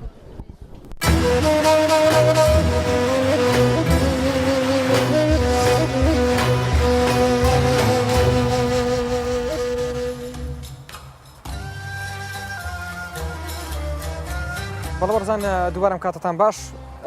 تەوەری تەندروستی بەرنامەی پاشیف ئێستا پێشکەش دەکەین کە تایبەتە بە کاریگەری ڕۆژوگرتن لەسەر منداڵان ئەویش بە میوانداری دکتۆرە ئەزهار حەمزە پسپۆڕی نەخۆشەکانی منداڵان دکتۆرە زۆر بەخێر بێ خۆشحاڵم ئەمڕۆ لەگەڵمان ئامادەی دکتۆرە لە ڕۆی تەندروستیەوە منداڵ لە چ تەمەنێکەوە دەتوانێت بە ڕۆژوو بێت لە ڕووی تەندروستیەوە منداڵ دەتوانی بە ڕۆژی وی عولەمایەکان وها دەیبینن باشترە لە 10 ساڵ بەرەو سەرێتر ئەوەش احتیمات دەکاتن لەسەر بنیای منداڵەکە ئایا لاوازە قەڵەوە سحەتی باشەیانە بەس بە شێوەیەکی گشتی 10 ساڵ بەرەو سەرێ پێش 10 ساڵ باش نییە لە بۆی بە ڕۆژی دکتۆرە لاوازی یاخود ئەگەر یەکێک بنیای باش بێ یاخود قەڵەو بێت کێشی زیاد بێت با بڵێن ڕۆڵ دەبینێت لەوەی وە کامیان دەتوانن بە ڕۆژوو بن لەو سێ ئەکیت ڕۆلی هەیە منداڵی لاواز کەمتر جسمی بەرگری هەیە کەمتر خەزنی هەیە لە ئینەرجی و تاقە و شتیوە کەمتر تااقەتی هەیە بە ڕۆژی بیتن لەوەی کە منداڵێک قەڵەوبی بنیای تەواوە جسمی بەقووەتە زیاتر تەحملی برسیاتی دەکات بەڵام دکتۆرە زۆر جارڕێک قەڵەوەکان بەرگەی برسێتیش ناگرن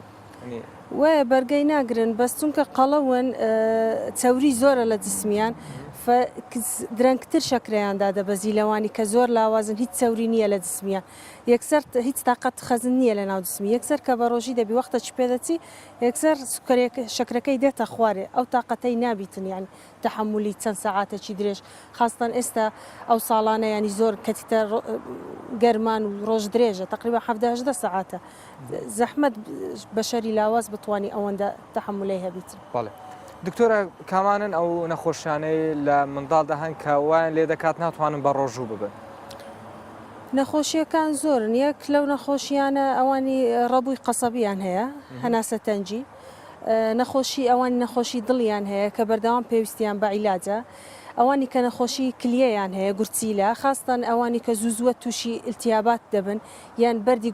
گورچیلەیان هەیە ئەوانە چونکە ئاوی کەم دەخۆنەوە و کاریگەری لەسەریان دەبی تووشی هیشکبوونی قەلبیان دەبن بەردەکە زیاتر ئەزیەتیان داتێ ئلتیابەکە درەنگ میزی دەکە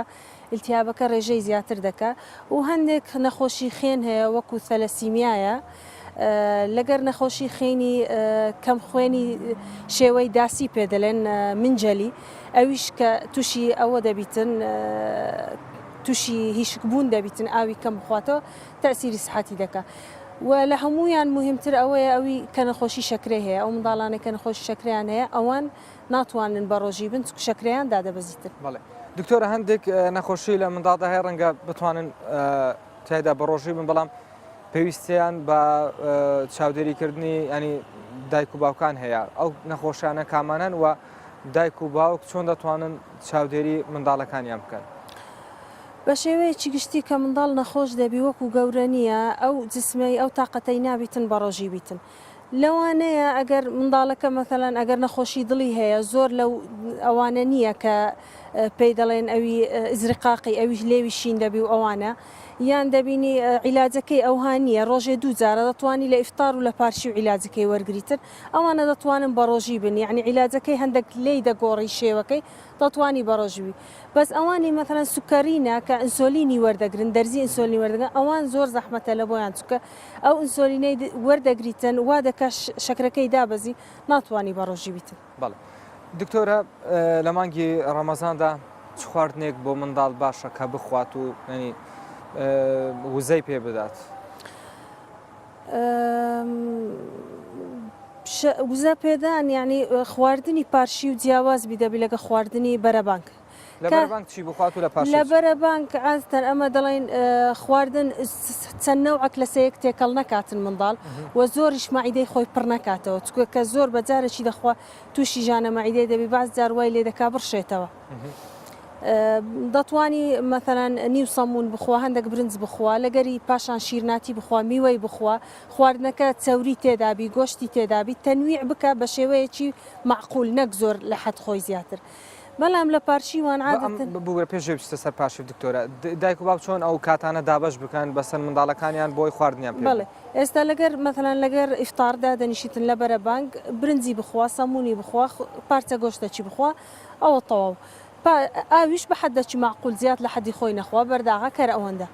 پاشان بۆ مرۆڤی گەورەکان جارانی دکتۆرەکانی ئەوانەی لە بەرنامەکانی پێشوش لەگەڵمان نابن دڵێن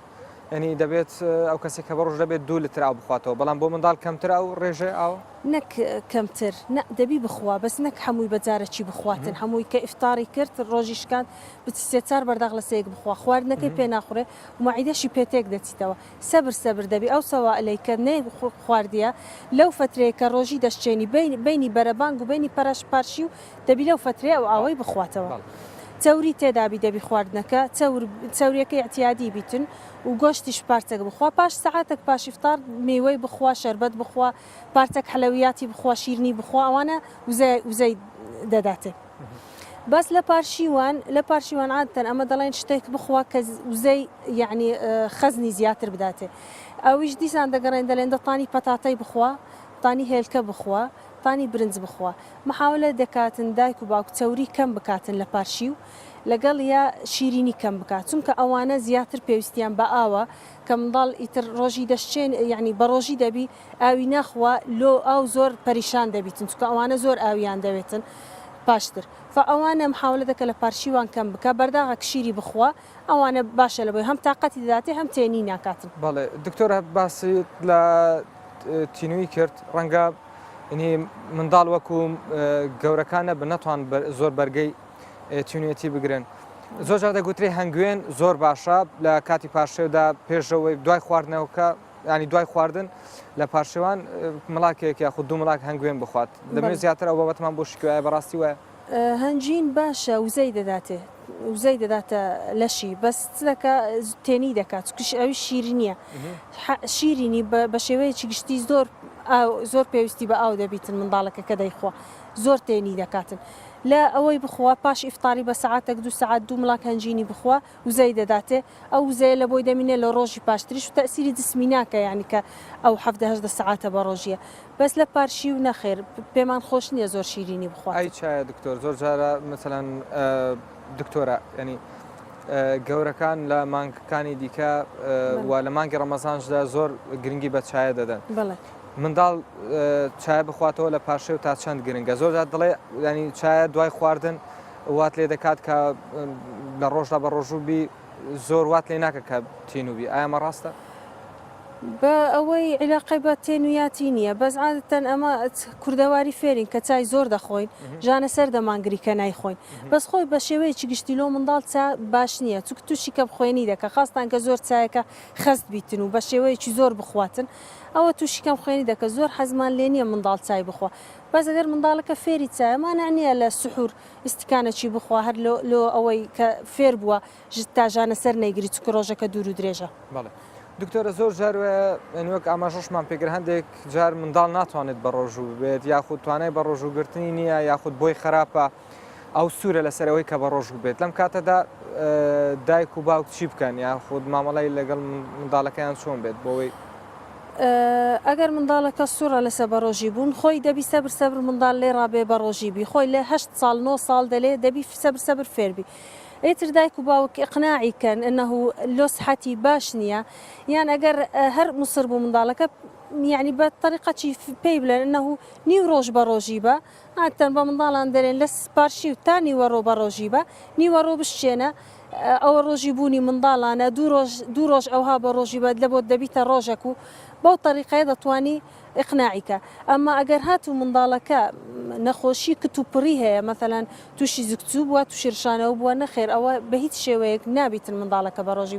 حتا ئەگەر خۆی سوور بوو بڵێتن بە ڕۆژی دەبم نابی بە ڕۆژی بیتن. بەڵێ دکتۆر ئێمە بەردەوام دەبین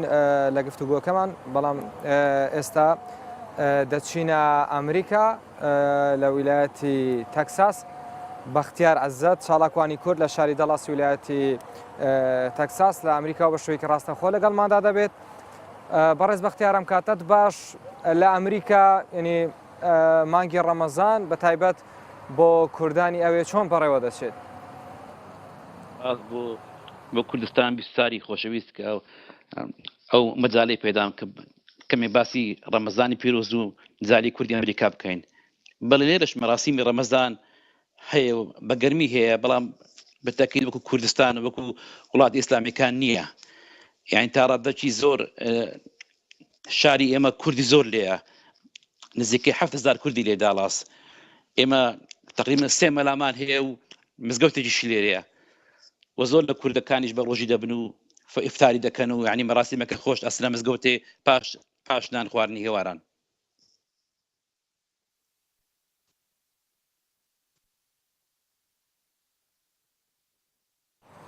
بەڵێ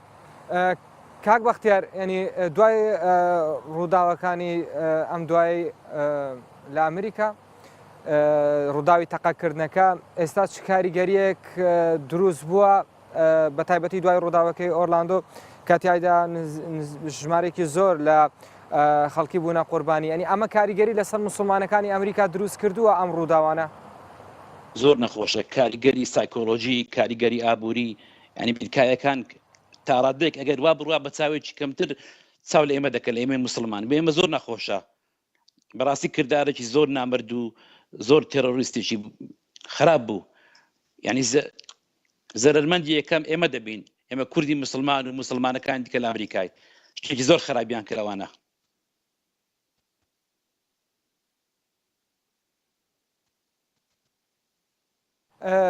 کاک بەختیاریانی ئەم ڕووداوانە دەمێت ئەوەت نانی لام ڕوون بێت لای بینەرانیش ینی ئەم ڕووداوانە وای کردووە کار و چاڵاکیەکان لە مزگەوتەکان خاوتر ببێتەوە یاخود خەڵکی ئەمریکا بە چاوێکی دیکە سەیری موسڵمانەکانی ئەوێ بکات وڵا هەردووچی یعنی ئێستا وای لێ هاتووە زۆربەی خەڵکی ئەمریکای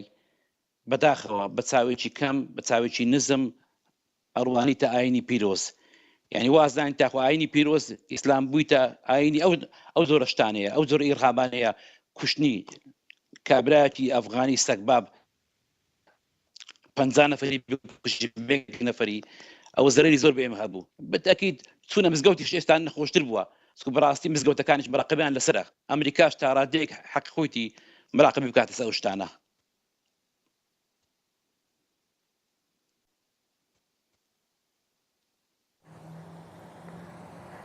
وەڵێ کاک بەختیار دەمێ بزانم ینی کوردەکانی ئەمریکا لە کاتی پاشێوایە ئێوە بەیەکەوە کۆ دەبنەوە و ینی بەیەکەوە پاشیف دەکەن یاخود سارد و سڕی پێوە دیارە و هەرێکەوە لە ماڵی خۆی دەیکات وڵی سارد و سوڕی نییە باوەڕ بکە ئێمە لە وەختی ڕەمەزان هاتیە لەو گەڕەکی ئێمە نانمان نەکریوە هەموو زیرانەکانمان کوردی زۆر لێ ئێرە گەڕەکی شاری پلێنەوە یعنی نانمان بۆ دێنین نانی خێرێ و خورما و شتی و هەموو شتمان بۆ دێنین یعنی شعوری برایەتی و ڕەمەزان ئیسلامەتی پێوە دیارە بەڵام جێگایکی وە نییە مەسەن بازارەکە بێ بچین لەوێ دابنیشین ئێوارە پتر لە ماڵەکان دانیشین یا کۆ دەبینەوە لە ماڵەکی بەڵام بەتابەتی کوردی کوردستانی باشووری زۆر لێیە ئەو گەڕەکی بەتابەتی ئەو گەڕەکی ئێمەی لێنە لە شاری پلێنەوە زۆر کوردی لێیە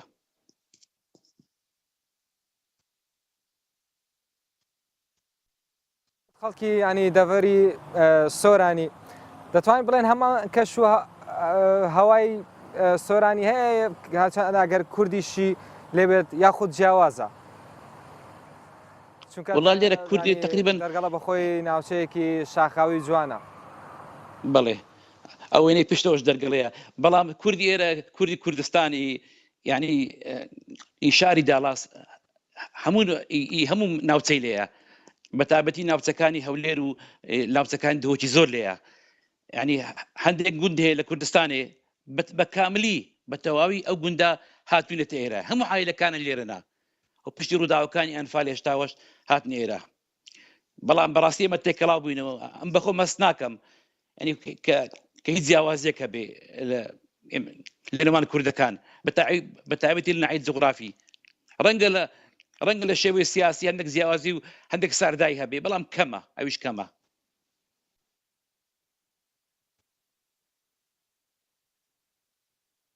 بەڕێز بەختیار عەزە دەرگەڵەی چاڵەکوانی کورد لە شاری داڵاسی ویلایەتی تەکساس لە ئەمریکاوە لەگەڵمان بووی زۆ سپاس بۆتەوە بە هیوای ڕەمەزانێکی خۆش بۆ ئێوە بەڕێز ئەن لە داڵاسەوە دەچینە زاخۆ نعمەت ماڕۆنسی بە شوەیەکی ڕاستەخۆ لەگەڵمدایە نعمەت ئەفدەمێتە باش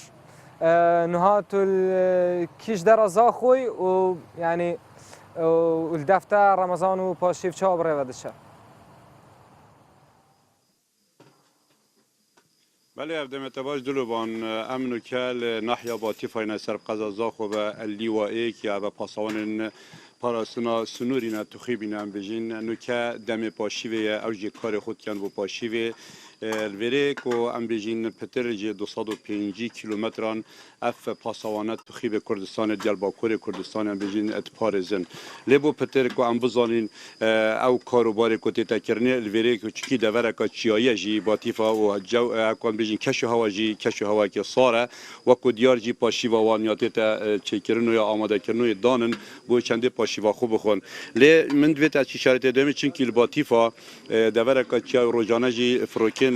امید بجین لشکر ترکیه قستا و دوره که تو گله جاراجی تو باران کتن ابروکجی هم بری ام گهینه وری فروکت ترکیه سر عثمان بجین دوره باتیفا گریا لی هر ابروکجی جارکادی تو باران هات کرنه هفتانی گنده که بجین گنده هفتانی نه لی مدویتن ام بری بچینه ناف بابت کو پاشیوا وان آن گل هنده که باخوین عقید درید گرمه دابیتن ام بزانین کانه پاراستنا و دوره چوای و حتی نو که ادوا هیوار رمضان پیروز دام بجین چند گون هاتینه چول کرنه یا چه شلای فروکت ترکیه و چند جراحت تو باران کردن که عقید افدام تباج بیتو ام بجین پاشیوا هواجی هوا کد بجین عافیت بیتن بس ام بریم بچینه پاشیوا دا ام بجین او ارکر سرمله هوا لیوائه که ام بجین الدوره باتیفا هشكيله حتى كيد جنو فروكاجي هيفا رمضان ده حتى بقى چند جاوير تو باران كرينه بله نسبت هزا ايكيا پاسوان سنوري ارکی ما 245 کیلومتر و اوجی خوبه گریدای پارزگاه ها دهو که دست پیدا کرد گند محمودیه دور ربیعه حتی گهیتا گند میز آخر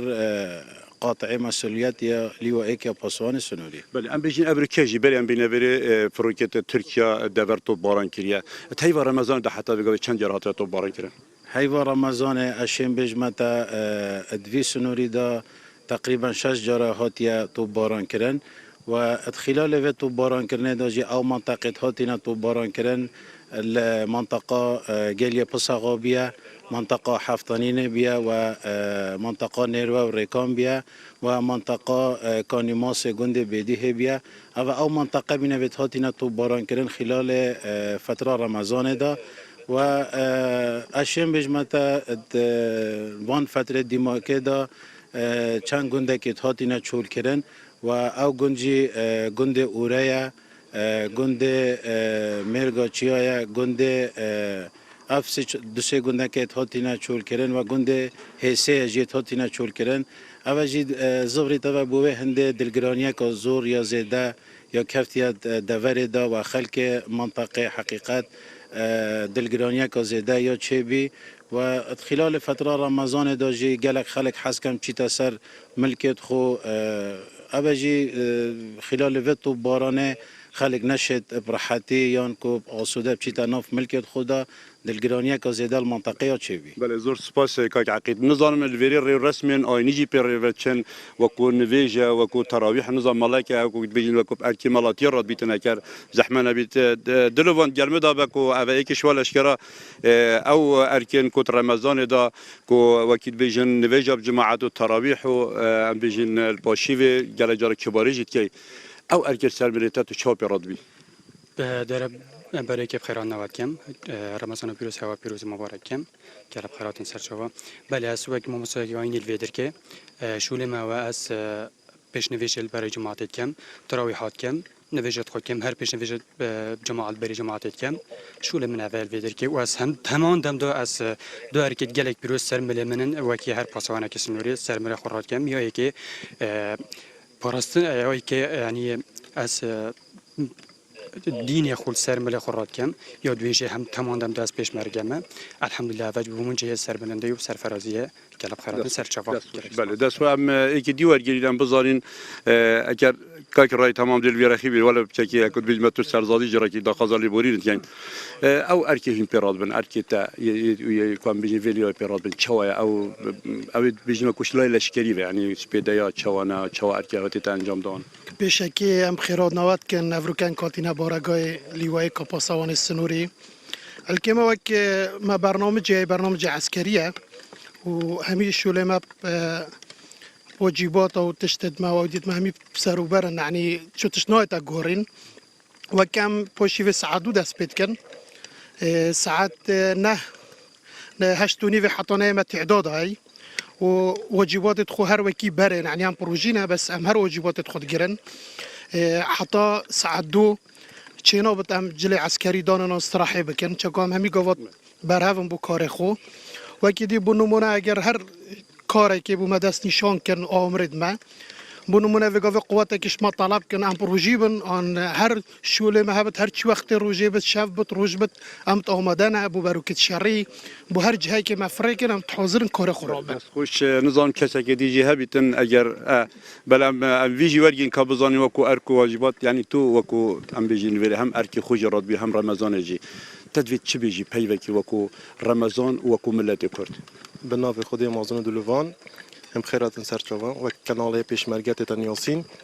هم ویگاف که دو ارکاب کارتینین ارکی که نتویه و ارکی که دینیه الحمدلله ارکمه دینی چه تاثیر ارکمه نتوی نکتن جبه جکرنا ارکی دینی اوام روجت خود گیرین نوجت خود کین طاعت کین بو خود تعالی ارکمه نتوی جه اوام اما جبادت خود گیرین هر شوله که هبیتن سرانسری سنوره ما کو سنوره لیوایی که هم سنوره خوشی جبه جبت کین هر جهه که هبیتن و کمینات و واجبات خو حراسی هر جهه که هبیتن کو ام بچینه چه تأثیر منا بیتن کو کانه کو رمضان بالعکس هندی رمضان بتر ام جرعت کتین و پتر قوت کتین و پتر هاریکارین روشت رمضان دا ام سجارکی چاجارکی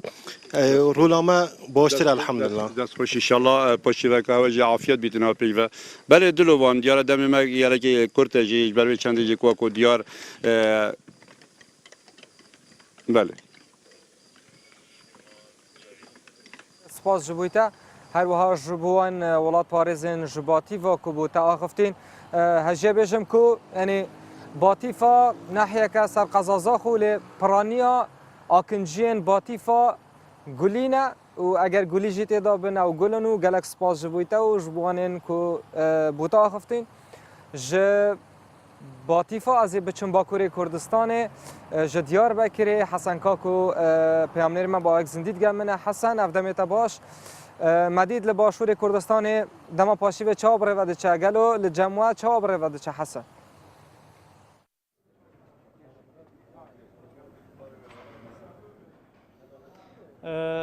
بله لوی درجی ام نهال با نوا سوره نو جه کو املی سوره دیاربکر کند زانن دم کدرش لوی درش رو پبچون هبو خلق لوی دره دم پاشتی گلک درنا کبش در به طایبتی کم در کبش در و هم لوی دره خارنگه هکنه لوی درجی خلق ساعتیش در و ام بجو پاشتی با خود کند زانن دیاربکر بازار که قدیمه و که بازار ام بجن پیغمبر بازار اصحابه اجی دیاربکر وساته ناسکرن تزانین جبروی که خلق اهمیت که ام بجن گرینگی که زیاده ده روزیه و ام بجن پاشیوه به بلوه که ما گویی جبر بویرن داوی خلق دم پاشیوه بهتر پاشیوه خواهد هندور دکه نام هرن با خلقه ام پیچه که لگام خلقه با خوان ام بجن ده پاشیوه چه در واسطه بود و هجمارک خلق لبه داره رونشتی نه جدر و ام بجن پاشیوه خواهد که آفریاد دشواره ساق بیف دشوار ازی به جوار جعفیت به بله چه در واسطه ام بجن رمضان ما روزیه و والله روزیه ما مملکت ما گرمه باش در باست با آنها که باشه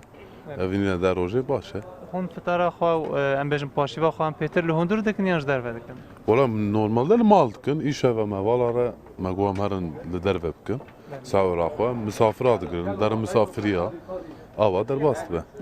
هون ناسی هفن یان مهوانی وش در باست والله مهوان ما والج قضیه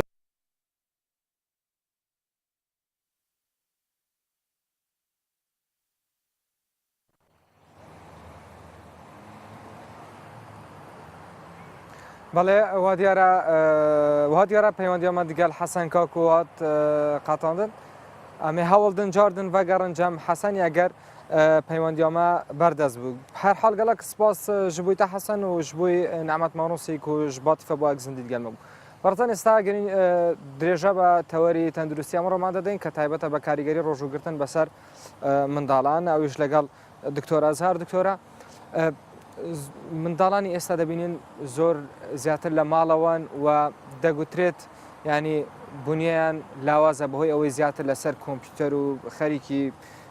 لە ماڵەوەن بەڵام منداڵانی پێشوو لە دەرەوە و زۆر یاریان دەکرد و ئەمانە بنیان بەهێزتر و ئەمە تا چەند ڕاستەوە چی بکرێت بۆ ئەوەی ئەو منداڵانی کە لە ماڵەوە زیاتر خەریکی کۆمپیوتەرن و کاریگەریان دەخاتە سەر بنیان بۆ ئەوەی ینی دایک و باوکان چی بکەن لەم بارەوە منداڵ ئێستا بەهۆی ئەوەی کە زۆر مەشغولی کۆمپیوتەر و ئایپاد و ئەوانەنە ینی بەڕاستی هەندێکیان هەنا کە زۆر قەڵەون لە حەد زیاتر چونکە بەردەوام دانیشتینە دەخۆن و دادەریشن قسمەچیشەیە نەخێر زۆر لاوازن چونکە دائم مەشغوڵن دائم لە دەستیان ئایپاد و ئەو شتانەیە ئەو مەجاڵیان نییە هەستن خواردن بخۆن برسیش دەبن خواردن ناخۆن هەر مەشغول ئەو شتانەیە کاریگەریەکی زۆری هەیە و دائم ئرهاقن چاویان ماندیە ژانە سەریان هەیە و ئەو منداڵانش کە زۆر لەسەر ئایپاد و کۆمپیوتەردا دەنیشان تووشی قەبزی دەبن زۆر تووشی قەبزی دەبن تووشی قەبزی بوونیش دەبیتە هۆیەک کە کەم ئیشتیهابی خواردن کەم بخواتن و تووشی لاواز بوون و مەشاکلەکانی دی و ئیلتیهابی میزەڕۆ و ئەوەی بۆڕی میزی و ئەو شتانە چارەسەری چێ دکتۆرە چارەسەر مەفروزە ینی دایک و باوک بە سەعات بیدەن یعنی سەعاتەکەی تەحدیدکەن سەعاتێک ڕۆژێ بەسە لەسەر کۆمپیوتەر بن لە سەعات سبەینێ هەڵدەستیتن سەعات 10 تا 11 عسرێ مەثەلاً سەعات 6 تا 7 وەختێک بی زۆر بەردەوام لە پێش تەلەڤیزیۆن و لە پێش کۆمپیوتەر و ئەو شتانە نەبن دەبی بە وەخت تەقسیمکەن لە بۆیان دکتۆر هەندێک لە منداڵەکان ئێستا زیاتر ینی پشت بە جپس و بە کێک و یاخود بە خواردەمەنیە غازەکان دەبەستن و خواردن ناخۆن خۆت ئاماژەت پێکرد شەهیەیان نییە یعنی ئەمە کاریگەری خراپی بەسەر منداڵان نابێت ئەکیید کاریگەری خراپە ئەوانی کە زۆر ئەو چپس و ئەو شتانەی دەخوا دائم مەعیدەی پڕە بەوانە و چپسیش چەوریە زیاتر لە مەعیدە زۆر ڕادەوەستیتن فەچی لێدە شەهیەی نابیتن وەختی وەجبە کە کاتی وەجبە دێتن دانیشی بخوا مەعیدەی پڕە بە و چپس و نەستە لەو ئەو شتانە پڕە فەخواردنی کەم دەخوا کە خواردنی کەمی خواردا جسمی تووشی نەقز دەبیتن نەقسی ڤیتامین دەبی نەقسی پرۆتین دەبیت تووشی زۆر ئەوە کەمبوونی ئەو مەعادنە باشانە دەبیتن چونکە کەم خۆراک دەبیتن کاریگەری زۆرە ئەوانی کە زۆر مەشروبی غازی دەخۆن ئەوانی بپسی و کۆلاوانە ئەوانە بەعکسەوە تووشی قەڵەوبوونیان دەکات چونکە ئەوەی شەکرەی سوکەریاتی زۆرە لە ناو فەو سوکەریاتانە خەزن دەبی لە جسم دەبیت تەحویلی دهون دەبی ئەو دهونانەوەی لێدەعاتەن ئەوانی کە زۆر ئەوەی دەخۆن دەبینی منداڵیشە کەرشی هەیە زۆر ئەوانی مەشروبی غازی و کۆلا و پسی ئەوانە دەخۆن ئەوانەش دەبی لە منداڵان خراپە یعنی بە شێوەیەکی گشتی مەفروزە دایکان و باوکان ئاگایان لێبی ئەو مەشروباتانە زۆر نەخۆن منداڵ بەڵێ دکتۆرە زۆر جار ینی هەندێک لەو منداڵانەی کە با بڵێن خۆیان بە کۆمپیوتەر یاخود بە یاریەکانی ئەلکترۆنیەکان وەگرتووە گەشەیان بە شوەیەکی خێرانیە یاخود لە گەشەکردن بە دوا دەکەون ئەمە چارەسەرەکەی چییە و ئێستا چارەسەرێک هەیە بۆ ئەم کێشەیە گەشەی مێشتیان بەرەو پێشتر دەڕوات چونکە زۆر ئێستا کۆمپیوتەر گەشەی بوونیای جسمی تەبعان ئەگەر کەم بخوا چونکە منداڵ لە گەشەکردندا وەکو گەورە نییە گەورە خواردن نەخوا لاواز دەبی پێویستی بە گەشە نییە بەس منداڵ چونکە لە مەرحەلەی نمووە خواردنی کەم بخوا هەر زۆرە خواردنەکی کەمتر بخوا لەوی دیکە فیتامینی کەمتر وەرگیان نەوە فیتامینەک کاریگەری خۆی هەیە ئەگەر ئەو مەعادنانە ئاسنە و زینکە و ئەوانش کەم بخوا کاریگەری خۆی هەیە لەسەر جسمی هەر شتێک کەمتر بخوا چونکە لە تەوری گەشەکردندایە دەبی دایکان و باوکان زۆر ئاگیان لە خواردن منداڵان بی تەنویع بکرێت لە هەموو جۆرێک بخوا خصوصا میوە بەعام دیقەتمان کردیە کە منداڵ کەم میوەی دەخواتن زۆر کەم دەخۆنەوە ئەگەر کوبی بە زۆربەی الحاحی داکوباب دێن لە سەوەت بەدادنیشن شیوەکەی دەخوا بەس میوە نایخوا دەتوانێت ڕەنگە ئەو میوە بکاتە شەربەت و بکاتە شەربەت بیکاتە یان مەثەلاً ئەو خوڵارانە باینجانە و ئەوانێ بکاتن شۆربەی خوڵاری پێدەڵن هەمووی پێکەوە بکوڵێنی بخوایان وەک سوپەچی لێبێ ئەوانێ لە بۆیان باشە دەبی هەموونەوە خواردنەک بخوا منداڵ بە هەموو جێرەکەوە دکتۆر ئێستا بۆ نمونە زۆر جار کەسێک دەڵێت منداڵەکەم درێژ نابێت هەر باڵای کورتە جۆرە دەرزیەک هاتووە ئەو دەرزیە لێ دەدەن ئەمە تا چەند گونجاوە ئایا باشە یاخود پاڵێن کاریگەریە سلبی و ئیجابیەکانی چین ئەو دەرزیە هۆرمۆنە هۆرمۆنی گەشەی پێدەڵێن گرۆت هۆرمۆن ئیتر ئەگەر منداڵەکە جسمی نەقسی نەبی بەخۆی گرۆت هۆرمۆنەکە یعنی هۆرمۆنی گەشەی تەواوی لە جسمی دەرزیەکەی لێش دەیەوە ئیسیفادە ناکات چونکە بەخۆی تەواوە جسمی یعنی خۆی احتیمالە بەژنی کورتە بابووداچی بەژنیان کورت بووە یان نەخۆشیەکی درێژخایەنی هەیە ئەوانە تەسیری سەر بەژنی دەکات بەژنی نهایی بەس ئەوانی کە بەژنیان کورتە ئەمان تەنفحوساتیان لۆ دەکەین ئەشعەی دەستیان دەکەین بزانین گەشەی هێزچی لەگە عەمری یەکە یان و فەحسی هۆرمۆنی گەشەی لۆ دەکەین ئەگە هۆرمۆنی گەشەی کەمە و هێزشیان دوا کەوتووە لەگەر گەشەی عەمریان ئەو کاتە ئەو هۆرمۆنە ئیسیفادەی لێ دەکات ئەگەر وەرگرتەوە بەڵێ دکتۆر ئازهار حەمزە پسپۆر لە نەخۆشیەکانی منداڵان زۆر سپاس کە لە مای ڕابوودا لەگەڵمان بووی هەروە سپاس بۆ ڕێنماییەکانت بەڕێزان بەرنامەی پاشیف بەردەوامە لەگەڵتان و بەڕێزان لە باکووری کوردستان زۆر کەس هەیە گرنگی بە نانی بەیانیان نادات نەک بڵێن لە ڕەمەزانان بەخۆ لە تەواوی مانگەکانی دیکەی ساڵ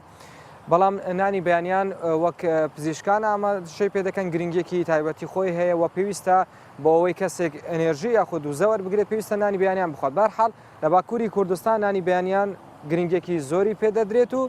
چەندین خواردنگەی تایبەت بە نانی بەیانیان لە هەن لە باکووری کوردستان و ئەو هاوڵاتیانەی ئارەزووی نانی بەیانیان دەکەن سەردانی ئەو خواردنگانە دەکەن و ینی چێژێکی تایبەتی لێ وەردەگرن پێکەوە پاکێژێک لەم بارەوە دەبینین دواتر بەرنامەی پاشیف لەگەڵتان بەردەوام دەبێت.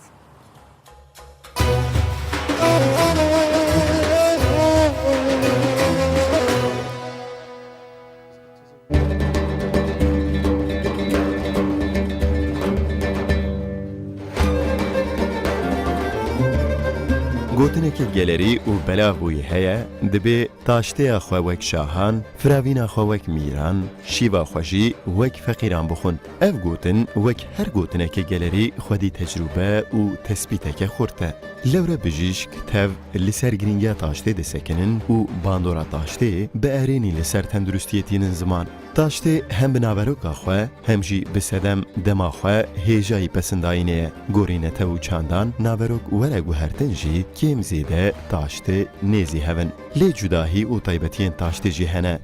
ji bo Emerîkiyan divê teqes pankek hebe tortîlla Meksîkiyan birinca lapa ya fîniyan penêr kade û toga Kurdan bingeha taştê ewan e îro li bajarên Bakurê Kurdistanê bi dehan tiştên nû yên taştê li van her sepê xwarinan zêde bûye hêjî gava peyva taştê ya li derve tê ser ziman navê bajarê Wanê teqestê bîra mirovan piştî Wanê helbet Amed'tê Ez bi eslê xwe ji Amedê me lê ev 3 salin hatime vir beriya 3 salan min ev der dîtibû xirbe bû îro jî me anî vê halî fikra taştêxaneyek hinekî bi vî mekanî vegirê daye di jiyana me tevan de bivê nevê em kengê ji xew rabin taştê dixwin min jî dixwest cihekî li ser taştê vekim wek helbestvanekî gotiye têkiliya taştê bi bextewariyê re heye berê de taştêya waniya navdar bû lê niha Amed jî têra xwe heye mînak niha 41 cûre xwarin û pêxwarinên me hene Piraniya mirovan taştêya xwe li malê dixwarin û ji bo firavînê diçûn aşxaneyan lê ji ber ku êdî li gelek bajaran ji ber vê yekê taşteyên rengîn û xweş tên amadekirin gelek kes ji bo taştê jî berê xwe didin aşxane an taştexaneyan bêtir di rojên betlanê wek şemî û yekşemê saet dora nihan de dest bi taştê dikin û taştê heta saet yekê nîv ro didome ji vî cure taştê re branş tê gotin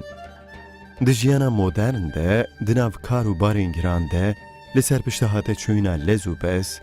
tunebûna demên fire de gelek mirov derfet nabînin taştê bixwin dawiya heftê wek heyfa xwe li van rojên serpiyan hilînin bi bênfirehî taşteyên pir dewlemend dixwin kêm bajarên Kurdistanê mane ku xizmeta taştê bi vî rengî nedin navê van taştexaneyan bû fêyên vekirî yên taştê ne Marmaladên xwe em bi xwe amade dikin qeliyên me jî yên me ne an ku piraniya xwarinên me em bi xwe çê dikin organîk e û ji bo tendurustiya mirov gelek baş in her tim ez dihizirim gelo dê çawa hê baştir be tiştên nû diceribînim kokteyl û sentezên nû çê dikim gelek xwarinên me yên kevneşopî jî li cem me peyda dibin ger mirovek taştiya xwe nexwe bi awayekî xirab û qerimiye dest bi rojê dike taştê wek deriyê rojê ye divê mirov di paçê re nekeve hûndir da ku rojeke xweştir derbas bike piştî ku sektora taştê li Wanê pêş ket Amediyan jî ev yek berfirehtir kirin xanên kevin cih û warên dîrokî bi restorasyoneke hêja bûn derên xweş û rengîn piraniya taştexaneyên Amedê li xana Hesen Paşa ya Zêluyan û li pira dehçavî de cih digirin naverok ji hedê penêr û mastî derketiye niha ser çil cûreyan re xwarin û pêxwarin peyda dibe gelek kes dawiya heftê li xana Hesen Paşa an li pira dehçavî an ji xanên din bi dost û hevalên xwe re taştêke mükellef dikin ji berî tiştên berdest gelek xwarin û pêxwarinên kevneşopîyên Kurdan wek qawîd arxavik her wekî din vê sifrê dewlementtir dike.